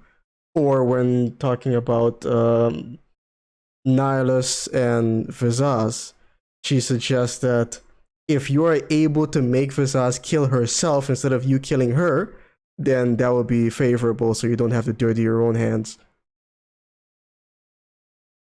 Right. That I don't know about that. It sounds like she's just unwilling to take some necessary steps. Like she cannot. You can also look at it from another perspective that if you figure it out very early that by killing civilians, depending on which companions you bring, makes them become influenced by your presence doing so, like Kreia might not see it that way. In the bar fight that ensues on Onderon, she advocates against indiscriminate killing of civilians with grenades and shit. The one person that surprisingly advocates for it is Visas. That's true. I was gonna say that. I was like, do it, bitch. Yeah, she says something along the lines of, "This is a great opportunity to cleanse the dirty and unworthy souls in this bar." That sounds like Nihilus talking. Right. That's probably Nihilus' influence on her. Probably. Like, Well, he I mean, didn't. even a typical conception of Sith, like killing anyone, so long as it doesn't in any way like detract from your power or your influence, it doesn't matter. You can kill anyone wantonly, and it's fine. But I mean, sometimes even encouraged. But Kreia is very much like, she does not approve of that. Only if it's for like specific ends that are worthy in and of themselves. Like, she'll be fine with killing even a lot of people. Yeah, but she's killed a lot of people throughout, but she doesn't like it. Right, and it's not an the problem with that though is, you don't have a dialogue choice to say, hey, but if I do this, that brings me closer to Adam to make him into a force user. Like, you don't give her that you don't get that option to explain that to her. I don't think that she would even see that as a worthy goal. Like, if you said that I'm killing these people for X reason, and she thinks that that's a good reason, then I'm sure she'd be fine with it. But if you, like a Sith, said, I killed them to increase my own power, and that's it, like, that is my end. She doesn't approve of that, like just killing people to get powerful for its own sake. There is also the point. There's also the point that Sith overindulge in their passions to gain more power, which in the end binds them to the Force even more. So overindulgence in passions turns you into a slave of the Force, and that is why Kreia advocates against that. Like, when you scare off the beggar at Nar Shaddaa, she tells you that was unnecessary. I feel like Gyno Flexible Senior has been wanting to say something for some time now. Thank you. I've been waiting because I'm still new to the discussion, and also. Yeah, just chime in whenever there's an opening. Okay. Well, I'd say this: she looks at it. She treats it kind of like, she looks at it in the middle of, okay, how would the Jedi approach things? The Jedi say help everybody in many ways, but the Sith say, do what thou wilt shall be, almost like, if you want to the religious perspective, Aleister Crowley, do what thou wilt, thou shall be the whole of the law. Yeah, help yourself. Yep. But the thing with Crowley is that he wasn't using that as a way to be super egotistic. It was more like basically an esoteric way of saying, follow thy nature, like who you really are. But even in that, he still leaves it open to interpretation, and that's the thing is, and I think all you can agree with this in some form, not saying you will necessarily. To leave it open, when you leave it open to interpretation, much like how the codes are in a way they're open to interpretation, you allow for people to corrupt it or try to basically control it to their own means, to where someone's going to say, hey, you have to live like this. Remember, there's the Sith, when you first meet that first guy on Korriban, and he's asking you, why should I not kill these fools? What should I do to entertain myself? He's living like a Sith, like an idiot. He's just doing this just because he's trying to show his power, like he's so strong. Self-indulgence. Yeah. He's self-indulgent, and he's weak, and that's why he will forever be weak. But because he's a slave to his own impulses, much like how Kreia would call us out if we like with the whole are you psychotic or psychotic indulgences all that moves you, and then that's like I can't like man what the heck happened? I just felt the need to do it. You're connected. You affect everything around you, no matter what you do. You're always affecting something. And she's looking at like you have to kind of have times the killing part. Sometimes you're gonna have to kill. So she, like you said, she's not against killing, but killing indiscriminately, it leaves nothing but wanton slaughter. It creates more destruction and it hurts life. Yeah. She seeks to preserve life in the long run. Basically, she's saying you gotta think this shit through. Yeah, yeah.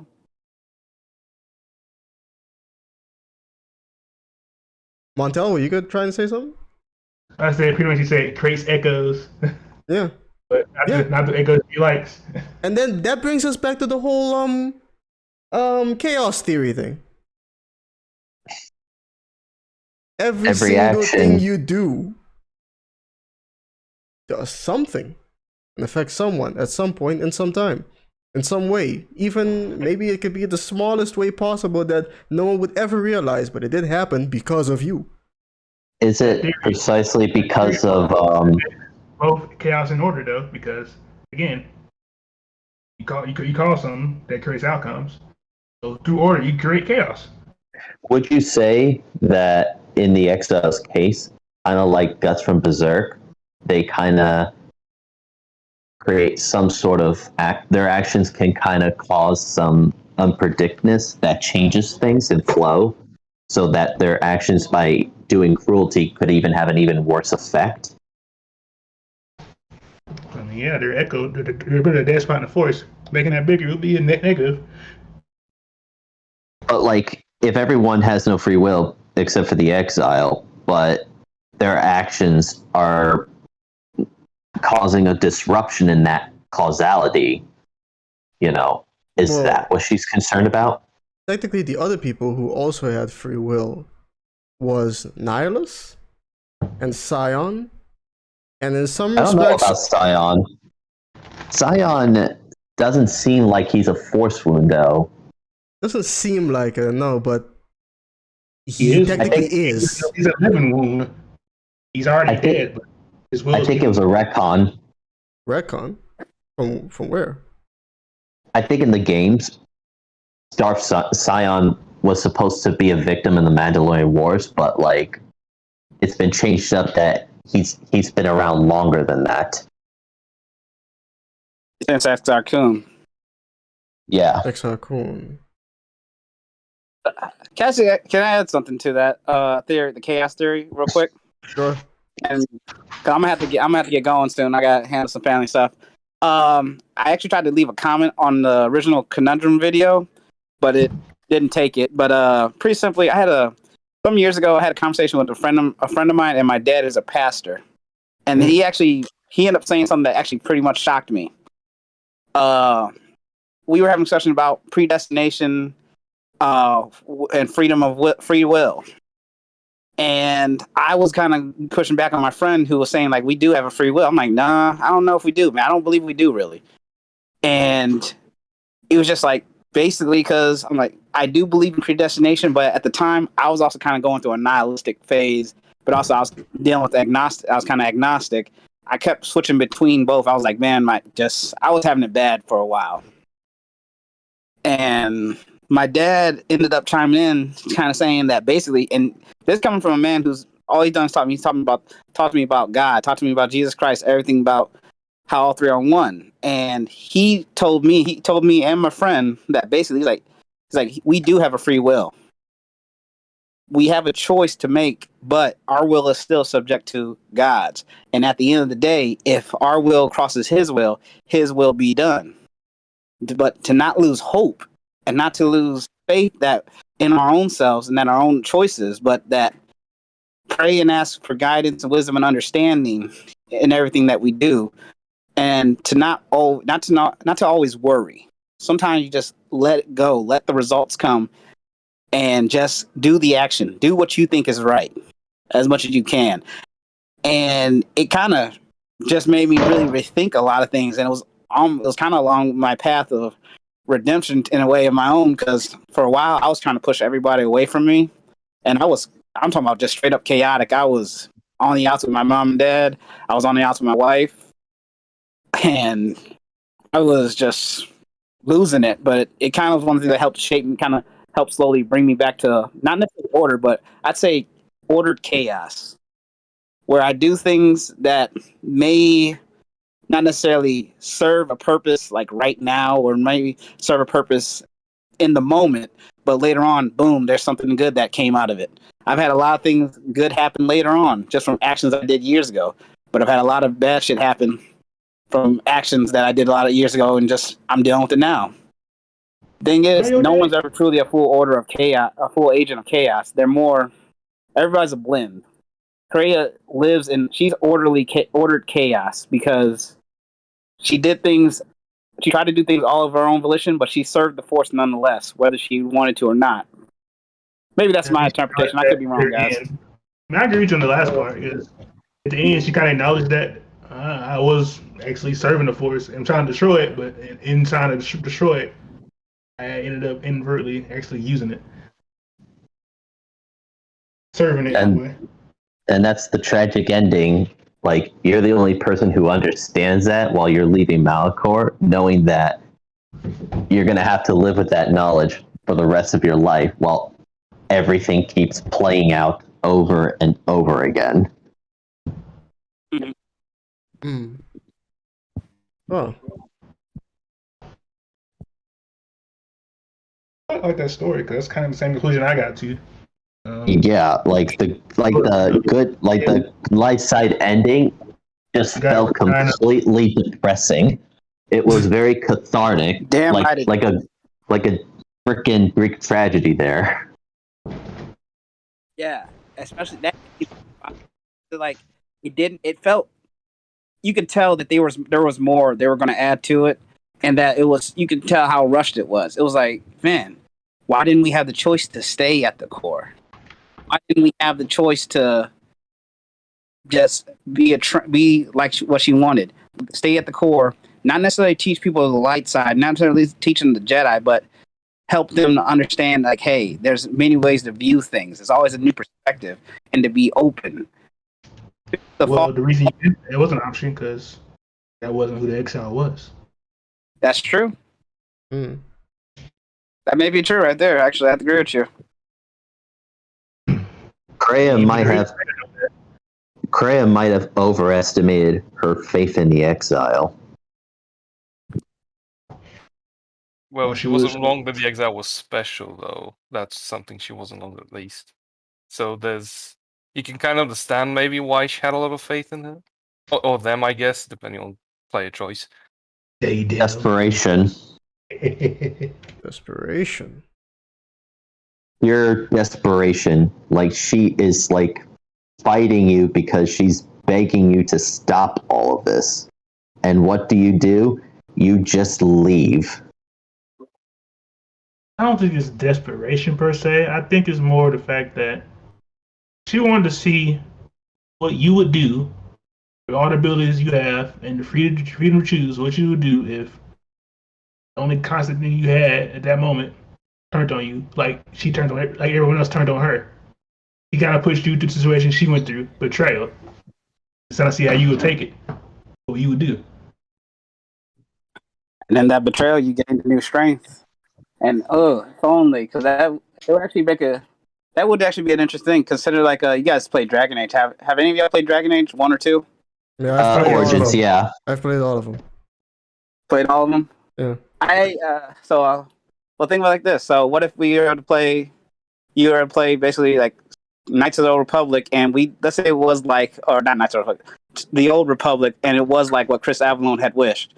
But instead of you having where you're dealing with the exile, you're playing the exile, and you're fighting the Sith Lords who would be controlling like galaxies and planets. What if it was a choice like, hey, if you chose to have the exile stay there, you could play as a different Jedi who may have been maybe third party connected or a cursory connection to Revan and the exile.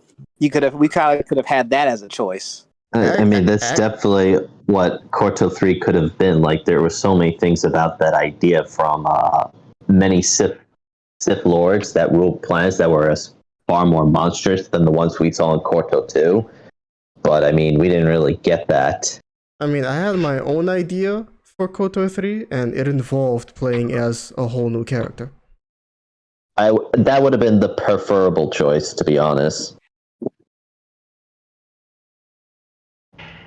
Honestly, I think KOTOR I mean, it's not like are removed from Raven and Exile, at least not in the playable character type of way, time-wise at least. But that's my take. Is that kind of that's kind of like the comparison. Like if there was a KOTOR 3 where you would make another character, it would kind of follow like the Dragon Age series. It'd be close to Inquisition. How it had a separate character, a separate entity from the champion and from the hero of the hero Kokwa and the freaking dang, I can't think of the name. The hero for Elden Champion. I know what you mean. Yeah, the bitch from the first game. Yeah. Hey guys, I appreciate you allowing me to talk. Thank you, Pap. I appreciate the content, and thank you everyone else. Hey, yeah, man. Thanks no for coming problem. in. Thanks for sharing. Hopefully, we'll see you around here soon. Take care, man. yeah. Do my best Take to. Take care of yourself, man. Peace. God bless y'all. Later. Yeah. I like Yeah, he seems like a nice guy. So I came in here about a few seconds ago, but I want to add something about the whole chaos thing because it's really fascinating to me. Yeah, sure. Go ahead. I'm not sure how many you guys might have mentioned it, but I joined the stream late, so sorry about that. But Don't worry about it. so there's a lot of complex ideas going on here. I'm sure you guys mentioned them quite a lot in a well articulated manner, but from my perspective, in a way, the way I see it is that like you have Kreia sort of trying. She. What fascinates me personally is how you have this character who's playing both the micro and the macro game at the same time. So we've seen how she does not, approve of senseless and needless violence and all of that, and this can both go for senseless charity because, in my opinion, she views both of these as contributing both to a sort of epic form of chaos that's kind of building up in the galaxy, which is intrinsically linked to the Force in some way. The way you guys discuss chaos theory, and the way I see it is, I think this was mentioned by a lot of people before, but I'd like to add on the fact that she sees that because we're in Star Wars, and in order to have, interesting and fresher ideas, you need to have moments of order amidst the chaos that is caused by war. So she sees the cycle that is perpetrated mostly by the Force, which is obviously a metaphysical sort of Deus Ex Machina, you can almost say, that kind of generates these wars in essence. And that is the part which I find mostly fascinating about what you guys mentioned. Is that, she seeks to eliminate the chaos, but she seeks to sort of, maybe not eliminate it, but rather minimize it in that essence. If you get what I mean in this context specifically. Actually, you kind of made me think about something. Because in the end, she kind of accepts everything. And I think that's kind of her accepting the fact that, this craziness caused by the Force, is what created you, Exile. So maybe I shouldn't get rid of it. Yeah, there's a truth to that, I think. Maybe. There's a truth to it in the sense that, like, she was the one who was able to completely turn away from the Force. And so she wouldn't exist if the Force didn't exist.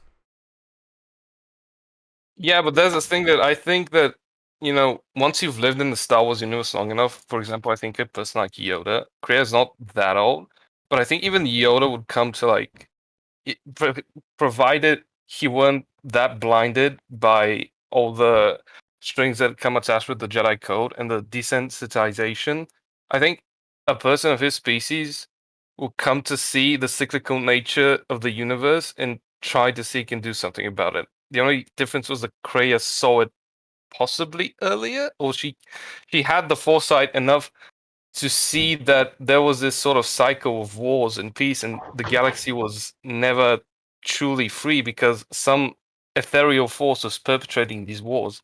But he didn't. Yeah, Yoda didn't. If you're talking about Yoda, Yoda did not see any of that. In fact, worse, in the Clone Wars show, he was given a journey by Qui-Gon to become one with the Force, and he was given visions of how everything was going to play out in Revenge of the Sith, and he just let it all happen because it was part of him to let go of. Luke came I think he close saw further than that, actually. I was watching that episode that you mentioned, Aeon, for Kreia's Conundrums, and I think he saw even further than that.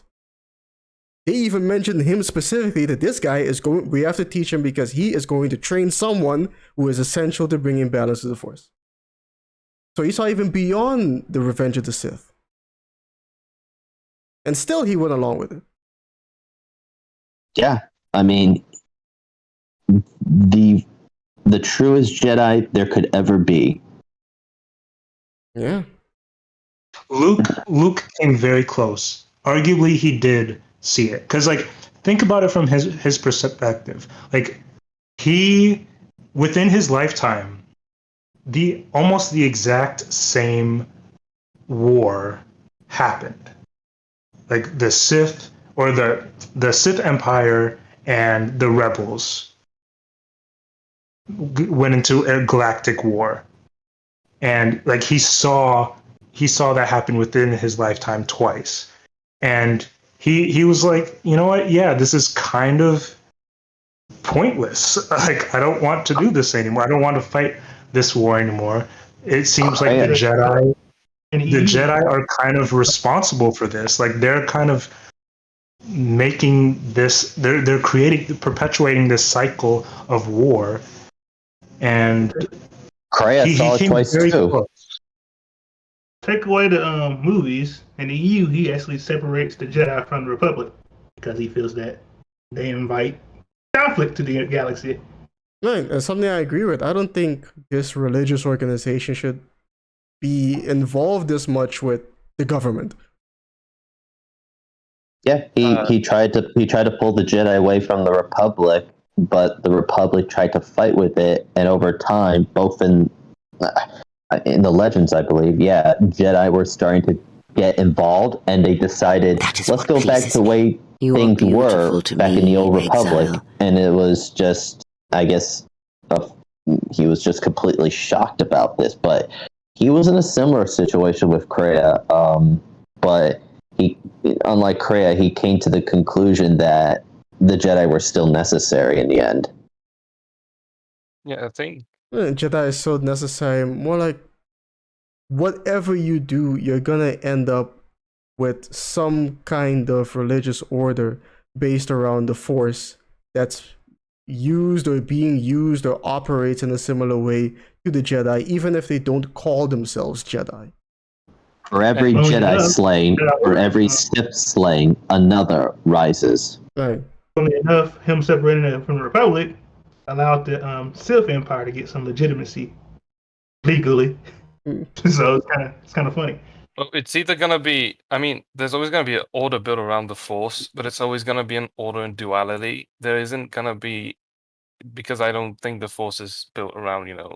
You can't really have that sort of middle ground with the Force. Kind of. There's a hard sell on that. You mean you don't believe the Force is on a dualism? Well, no, actually, the opposite. I mean, there's always going to be either an order that's built around the light side of the Force or an order that's built around the dark side of the Force. So you can have either those two in control. Since one of you mentioned, I think, an order built around the Force, and just want to make clear that it's always going to be either in one of these two extremes, either the Sith ruling the galaxy or the Jedi trying to keep peace in the galaxy. Even if you end, it's the Force that's the problem here. That's the common factor. To be honest, I don't think when they say bring order to the Force, I don't think that was the removal of dark side. I mean, in any type of way. Yeah, no, well, actually, thinking about that, like, Kreia says the exile denies the will of the Force. Does the dark side deny the will of the Force then? No. No, that's what I thought. So then, what does balance even mean then? Because it's more like a Jedi concept in that regard. Yeah, the Jedi just came along and said, "This is how we define balance." But if Force is okay with the dark side, then that's not true. Oh, before we continue, Isa just became a member again for 4 months in a row. Thank you very much, Isa, ladies and gentlemen. Give it up for him. Woo! Yeah. But yeah, even if you end up with, and there have been a few orders which try to in Legends at least, which try to maintain a balance in the Force.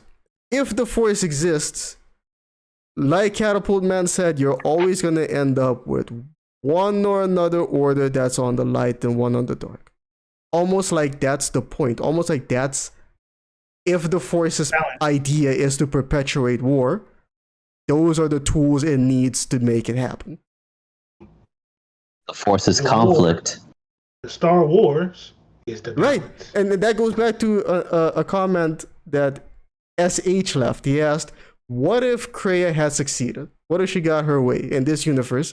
And I thought about this before, and basically, if Kreia had gotten her way and the Force was no longer a factor, it would be like Batman going to see a therapist. The story's over. Yeah. No more Star Wars. There's no drama. There's no catharsis. Well, I mean, so the thing is that I think if Kreia did win, there would still be more wars. They just won't be cyclical, and there won't be like this storytelling sort of flair you've come to see in Star, the space opera. And yeah, exactly. And our expectations would be subverted. Oh yes, very nice. Also, can I thought about something that we mentioned a bit back about Yoda, because somebody mentioned that Yoda actually failed when he saw those visions, and I thought about this. If we put it in the framework of Yoda, who is a person who's lived 900 years with the belief that the Force is his ally, he should trust it and he should submit himself to it. If we think about that mission he went on from Qui-Gon, and he saw those visions, and if he believes that the Force is this entity that knows everything and can give him, insight, then no matter how traumatized he is, he knows that no matter what he does, it's gonna play out the same way. So that's kind of the reason I think why Yoda didn't do anything in spite of seeing all of those terrible visions of Revenge of the Sith. So that's how I mean, it's kind of like if you we've all seen these stories where like people, they find out their future and they try to change it, but what they do to change it actually brings about exactly. Yeah, Anakin Skywalker. Right. But in Star Wars, he saw the Anakin. He could have stopped everything, but hey, he didn't want to talk to him. He let him go. yeah, that's it's different from the Oedipus story.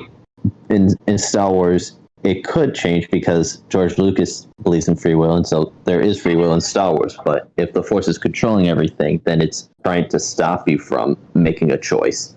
Subtly, not forcibly, but subtly, which is kind of ironic to its name.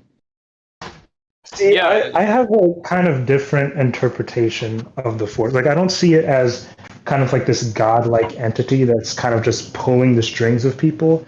I think it's more of like, since the Force is the energy of living beings, it's life and body. I think that it's essentially like it's the Force users themselves that create this will through their actions. It's the Jedi and Sith who ultimately create this cyclical war throughout the ages. It's because the Jedi on one hand want to serve life. They want to be selfless and forego their ego to serve all living beings. And then you have other Force users who think, you know what, I want to serve myself. I want to serve my interests. And it seems like so long as people are people, and so long as there are Force users, there are going to be Jedi who feel and don't want to forgo their ego. They don't want to serve the whole. They want to serve themselves. And so that cycle just perpetuates and perpetuates. So it's not so much like, oh, the Force is like pulling everyone's strings and you don't really have a choice. It's like force users themselves are creating this cycle. I mean, there may be a point to that, but like when they talk about the will of the force, it kind of rings to me of Schopenhauer's will and representation. It kind of reminds me of Berserk because they have a God figure there, but it's the fact that people believe they want an explanation to everything that this quote unquote God is given power because people want something to apply reality to.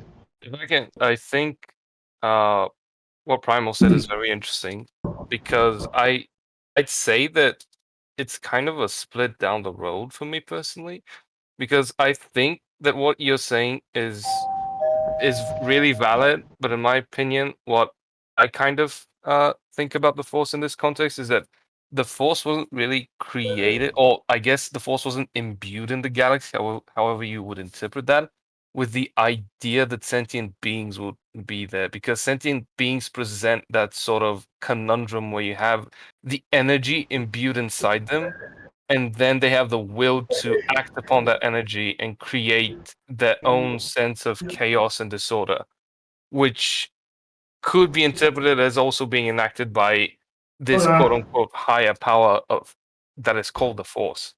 But that is how I see it. It's really about sentience, kind of, because sentience is a precondition for free will. Yeah, I agree. And I think that's kind of the sentience part is almost why the dark side is all like that duality is almost a foregone conclusion in my view. Just because, like, as I was saying, if Gotta go, guys. Y'all take care. you Yeah, too. I'll see you later, Montel. Like, if the dark side is created through like somebody acting in their own self-interest against like the will of all living beings, then so long as there are sentient people, there's probably always going to be people who choose like to, because if everybody's making the same choice, then they probably don't have a free will. It's a paradox. Right. There's a paradox between the will of the Force and sentient will. They're in clash with each other. Yeah, I don't think both can exist because the will of the Force, or maybe either one can exist through the other, but as two separate concepts, I find that hard to.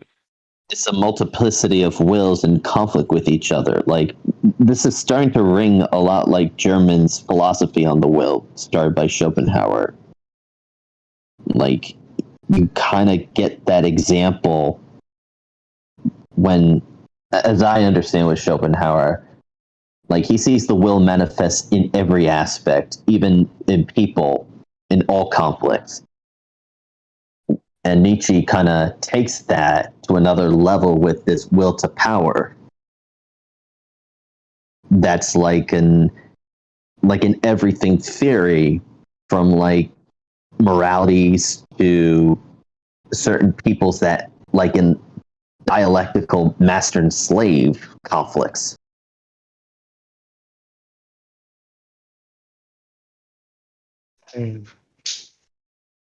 Could you expand on that? I'm not familiar with that word.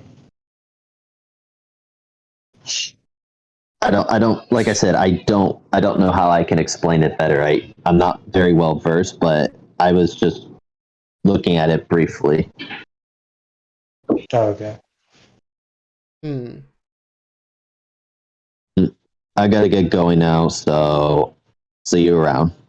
Alright, yeah, thanks for coming in and hanging out. No problem. We're about to reach like the 3 hour mark. About the time Yeah, of the stream. I'm gonna go too. So goodbye. Yeah. Alright, Monkey Cat, I'll see you later, man. So yeah, you know what's funny? YouTube.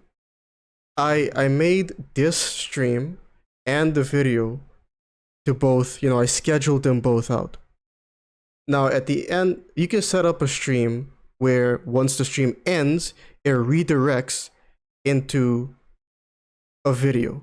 But it can't be one of your own videos unless the video is set to premiere. Now, I set it to the video that's already premiered. But it doesn't matter because I set it to that video before it premiered. Which means once I end this stream, it'll send the viewers and all the impressions that this stream got over to the video that I published today. It's a little trick I learned from the Spiffing Brit. I learned a lot from that one stream he did. So now, when I end this stream, it should help me out quite a bit. I don't know if you guys actually. Sorry, can I jump back? Yeah, into no, go on, yeah. Don't know if you guys actually discussed this, but what do you think Kreia's reaction to the Mortis gods would be? Thank God they're trapped on this planet. Yeah, I think the Mortis gods. You know, those from Clone Wars. Yeah. I don't know if they classify them as gods, but yeah. I mean, yeah, that kind of leans into. I mean, at the moment, it's kind of like mixing canon and legends, but it leans into the idea that if they do exist, that there is sort of a religious structure to the Force, at least to some extent.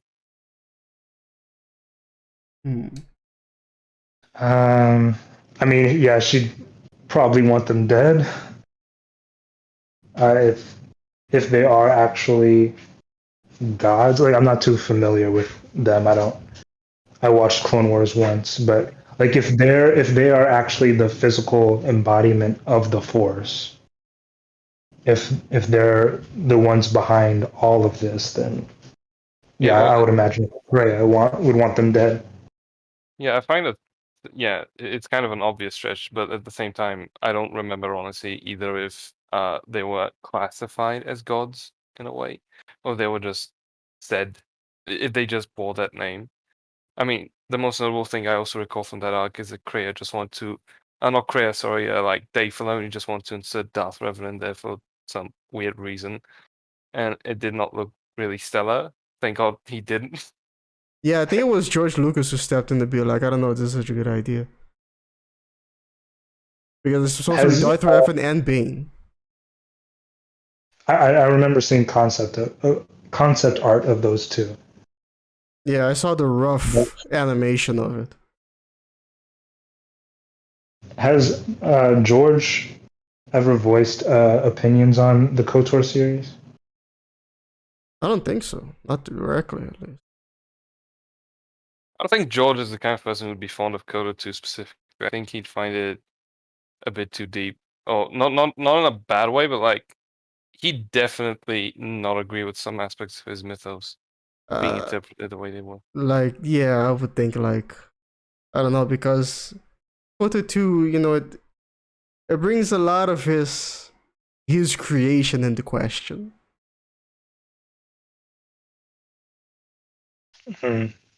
Yeah, I would imagine so. I mean, he's go on. Go ahead. No, go ahead. I was just gonna say he's more of a hopeful. At least when it comes to Star Wars, he has a more hopeful message for I guess our world and the Star Wars world, but the implications within his world are pretty dark. Mm-hmm. Yeah, when you really think about it, which is what Chris Avalon did. Well, I mean, there's certainly a bleakness to a great bleakness to KOTOR 2's entire setting and the way it's tackled the mythos, but I don't think, because being a Star Wars story in essence, I believe is about sending a hopeful message. You know, in this sort of meta context, anybody can write a Star Wars story in a way they want, but that doesn't mean that at least in this specific instance, this story is totally bleak. Because there are some aspects that, depending on your actions, characters can become better, they can become redeemed. And even if they're still playing this one big chess game of the Force, the way Kreia interprets it, then so what? At least they're better people for themselves in this context. They may die the next day because the Force just wills that, but they would feel better for that time. I mean, even Kreia at the end, I think she mentions that the crew you've gathered, they are your friends, even though earlier in the game she dismisses that qualifier. Though I might not be totally correct on this.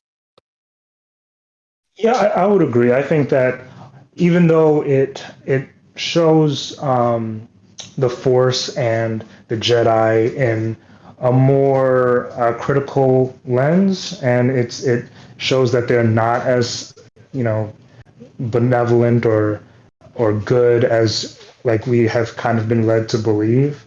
I do think that ultimately there is like a hopeful message. That it is about finding life after death. It's about like in the exile, she or he kind of loses connection after Malachor with everything, and she thinks that she is kind of deadened to life, but she through connection with other people, through connection with the world, she kind of discovers what, there is life after death. I have hope for the future, and Kreia kind of feels that through the exile as well, that there is life without the Force, there is life after the death of the Force. Yeah, and the way you say life after death, I didn't see that as life after death of the Force. I was thinking, that was an interesting statement because my mind jumped to again the cyclical nature between order and chaos that the wars represent in Star Wars. And at the moment, we always almost get tales in Star Wars that deal in between the great conflicts. Kenobi might be the latest example of a story that's set in the middle somewhere, but I don't think that is a deep as KOTOR 2 in the way that it tries to explore that sort of intermittent setting. But what we have is life after the war and life after the fairy tale conclusion that we got in KOTOR 1. So it is essentially displaying how people manage to get with the scraps and to just I see it as them kind of preparing for the next big conflict that's going to arise and take many lives. Because in essence, that can kind of sort of explain the bleakiness and the moodiness of KOTOR 2. The other thing that came to my mind when Powder mentioned life after death, Star Wars, because I don't consider becoming one with the Force what comes after death. I think that's just another perversion.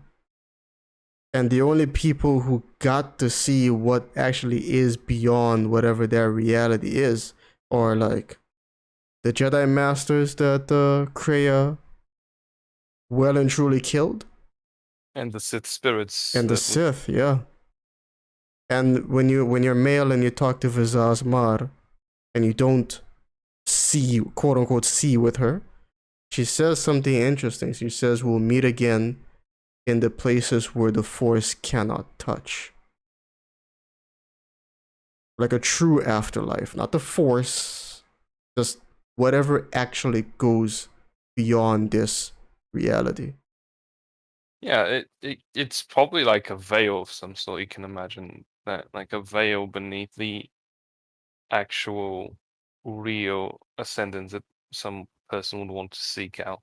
In essence, if I were honestly, imagine if the knowledge of Force ghosts and Sith spirits had become widespread, and it wasn't some kind of a fabled mythos that only, obviously people who were in the Jedi or the Sith knew, or just historians or scholars. If this knowledge of these entities existing was obvious, and knowing that all of these people who have quote unquote ascended are either Jedi or Sith, any normal sane person would tie the strings together, who is not Force sensitive, of course, they would see that what awaits me after death. If these people can get an afterlife, and I have no knowledge of anybody who is not Force sensitive ascending and being able to experience this afterlife, then what does that make of me? What do I become after I die? Am I just another part in the cosmic force? Mm. Is my entire purpose meaningless? Why must I continue to exist? And because one of the great questions that still prevent most people from killing themselves in real life when it comes to death, the concept of death, is that we aren't sure if there's an Yeah. afterlife. At least Fear most of of the us. unknown. Yeah, most of us still aren't sure if there's an afterlife, and some of us take comfort in the fact that there could be. Others take comfort in knowing there is none. And some of us also see it as, well, there could be or there could not be. But with Star Wars, when you see this sort of like confirmation that only some people get to experience some form of an afterlife, then as an average person, if you would have possess that knowledge, I think there would be no point in living. There would just be, when you know the darkness would only consume you in the end, some people would rather just embrace it and be done with it. Mm. I mean, I think they would be very much as we are in our universe. Only I think there would be an extra enmity, envy for this class of people who are like who have transcended death. Imagine in our world if there were just a few select people who could walk around and talk after death. Yeah, but knowing, my point was that, yeah, not all Jedi ascend after death. Not all Jedi become Force ghosts because there's a whole training thing, and that's been confirmed since Episode 3. But the fact of the matter is that when you are there as a normal person who is burdened with the question of death in Star Wars, as any sentient being might encounter at some point, and when you know that these people just exist, just being aware of that sort of grants you the idea that, okay, if these people are the only ones to go, and I'm not Force sensitive, then I won't get to experience that. That's basically a confirmation that what awaits you is nothing. There is nothing. Yeah. I mean, I think there is still room for interpretation there, that you can say, well, the force sensitives, they can be sentient after death. They can take on a form that is similar to what they were. Like they have like a will to kind of manifest themselves in a semi-physical way. But even if you don't do that, you still exist after death in some capacity. You're just not you're not present. Yeah, I mean, that's some interpretation. This is open to interpretation a lot. And if I were to want to write a story which tackles on expanding the mythos set out by Avalon, I'd include some sort of some kind of a conflict like this. Have somebody be puzzled by this question and his entire journey to be discovering, why do some of these people get to be free while the rest of us are seemingly doomed to linger in darkness? I like that interpretation personally because it opens up the idea to either having a nihilistic. Well, it's not nihilistic, but because I would not want to send a pessimistic message personally, but I think it opens up the possibility to an interesting conflict in general.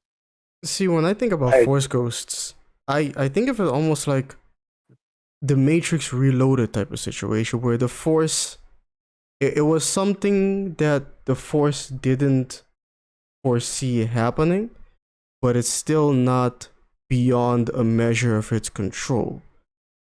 Because now you're closer to the Force than you've ever been. You're literally part of it. And if it influences people, how much stronger is it influencing you now? Even if you are a Force ghost, especially if you are a Force ghost. Well, you might just be a mouthpiece for it now completely.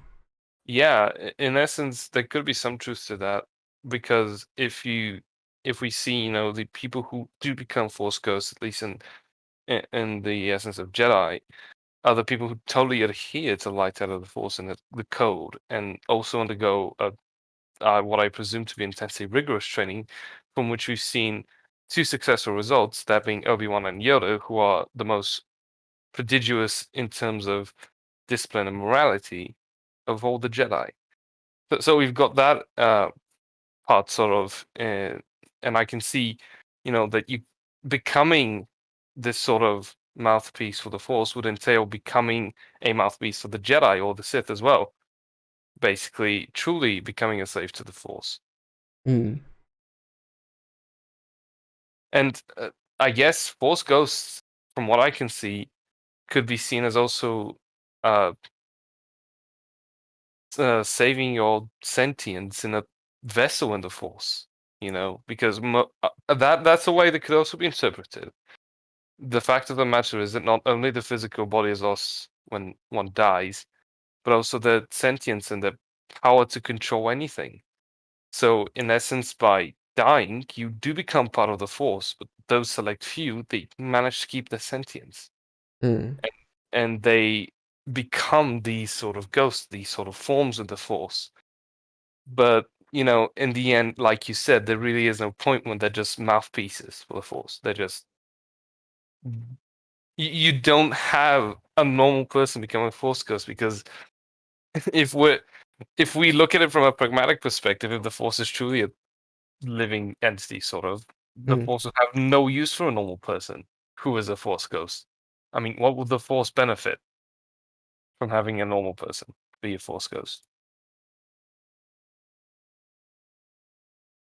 I mean, unless it could use that person to influence someone who's still alive into doing something crucial.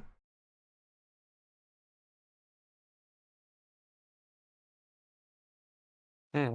But no, I don't think the Force would necessarily need that, because I still think that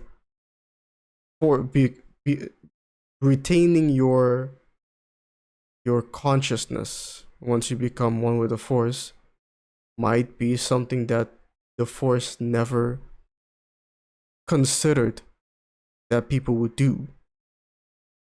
But once it did happen, it was just like, okay, I'll roll with it.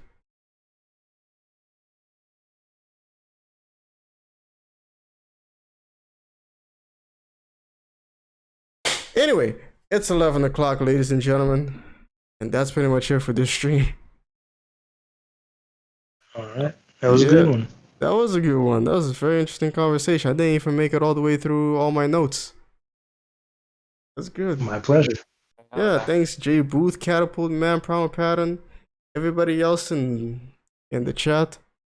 Thank you very much for tuning in and having a conversation with me. Yeah, thanks for listening to me, everybody. Yeah.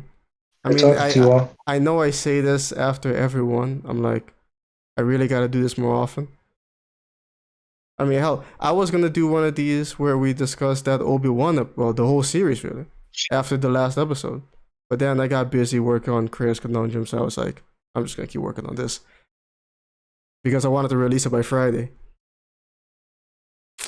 Oh. Are you gonna do a series long discussion? That was the idea. I'd be up for that. Yeah, where we discuss, the entire show. Though I always prefer having more Kreia's Conundrums in my feed. I always like watching them. So thanks for making them. Yeah, no, thanks for watching them. I should say. That's technically more important. It's weird to me that people actually watch them. Yeah. But oh well. Thanks again, everybody, and I'll see you guys next time. All right. Thanks for the chat. Yep. Bye. Peace. Peace, everyone. And yeah, that's it for me then. Chat. Thanks for tuning in. Now I'm gonna end this stream, and it's gonna redirect you all, along with the impressions, back into today's Kreia's Conundrums. So if you haven't seen it yet, like the people who found this stream just from suggestions and stuff, now is your chance to check it out. A lot of work into it. Went into it, I should say. Maybe I'll do an early stream tomorrow where I stream KOTOR 2 because I'm looking for some footage. But until next time, everybody, thanks for everything and peace.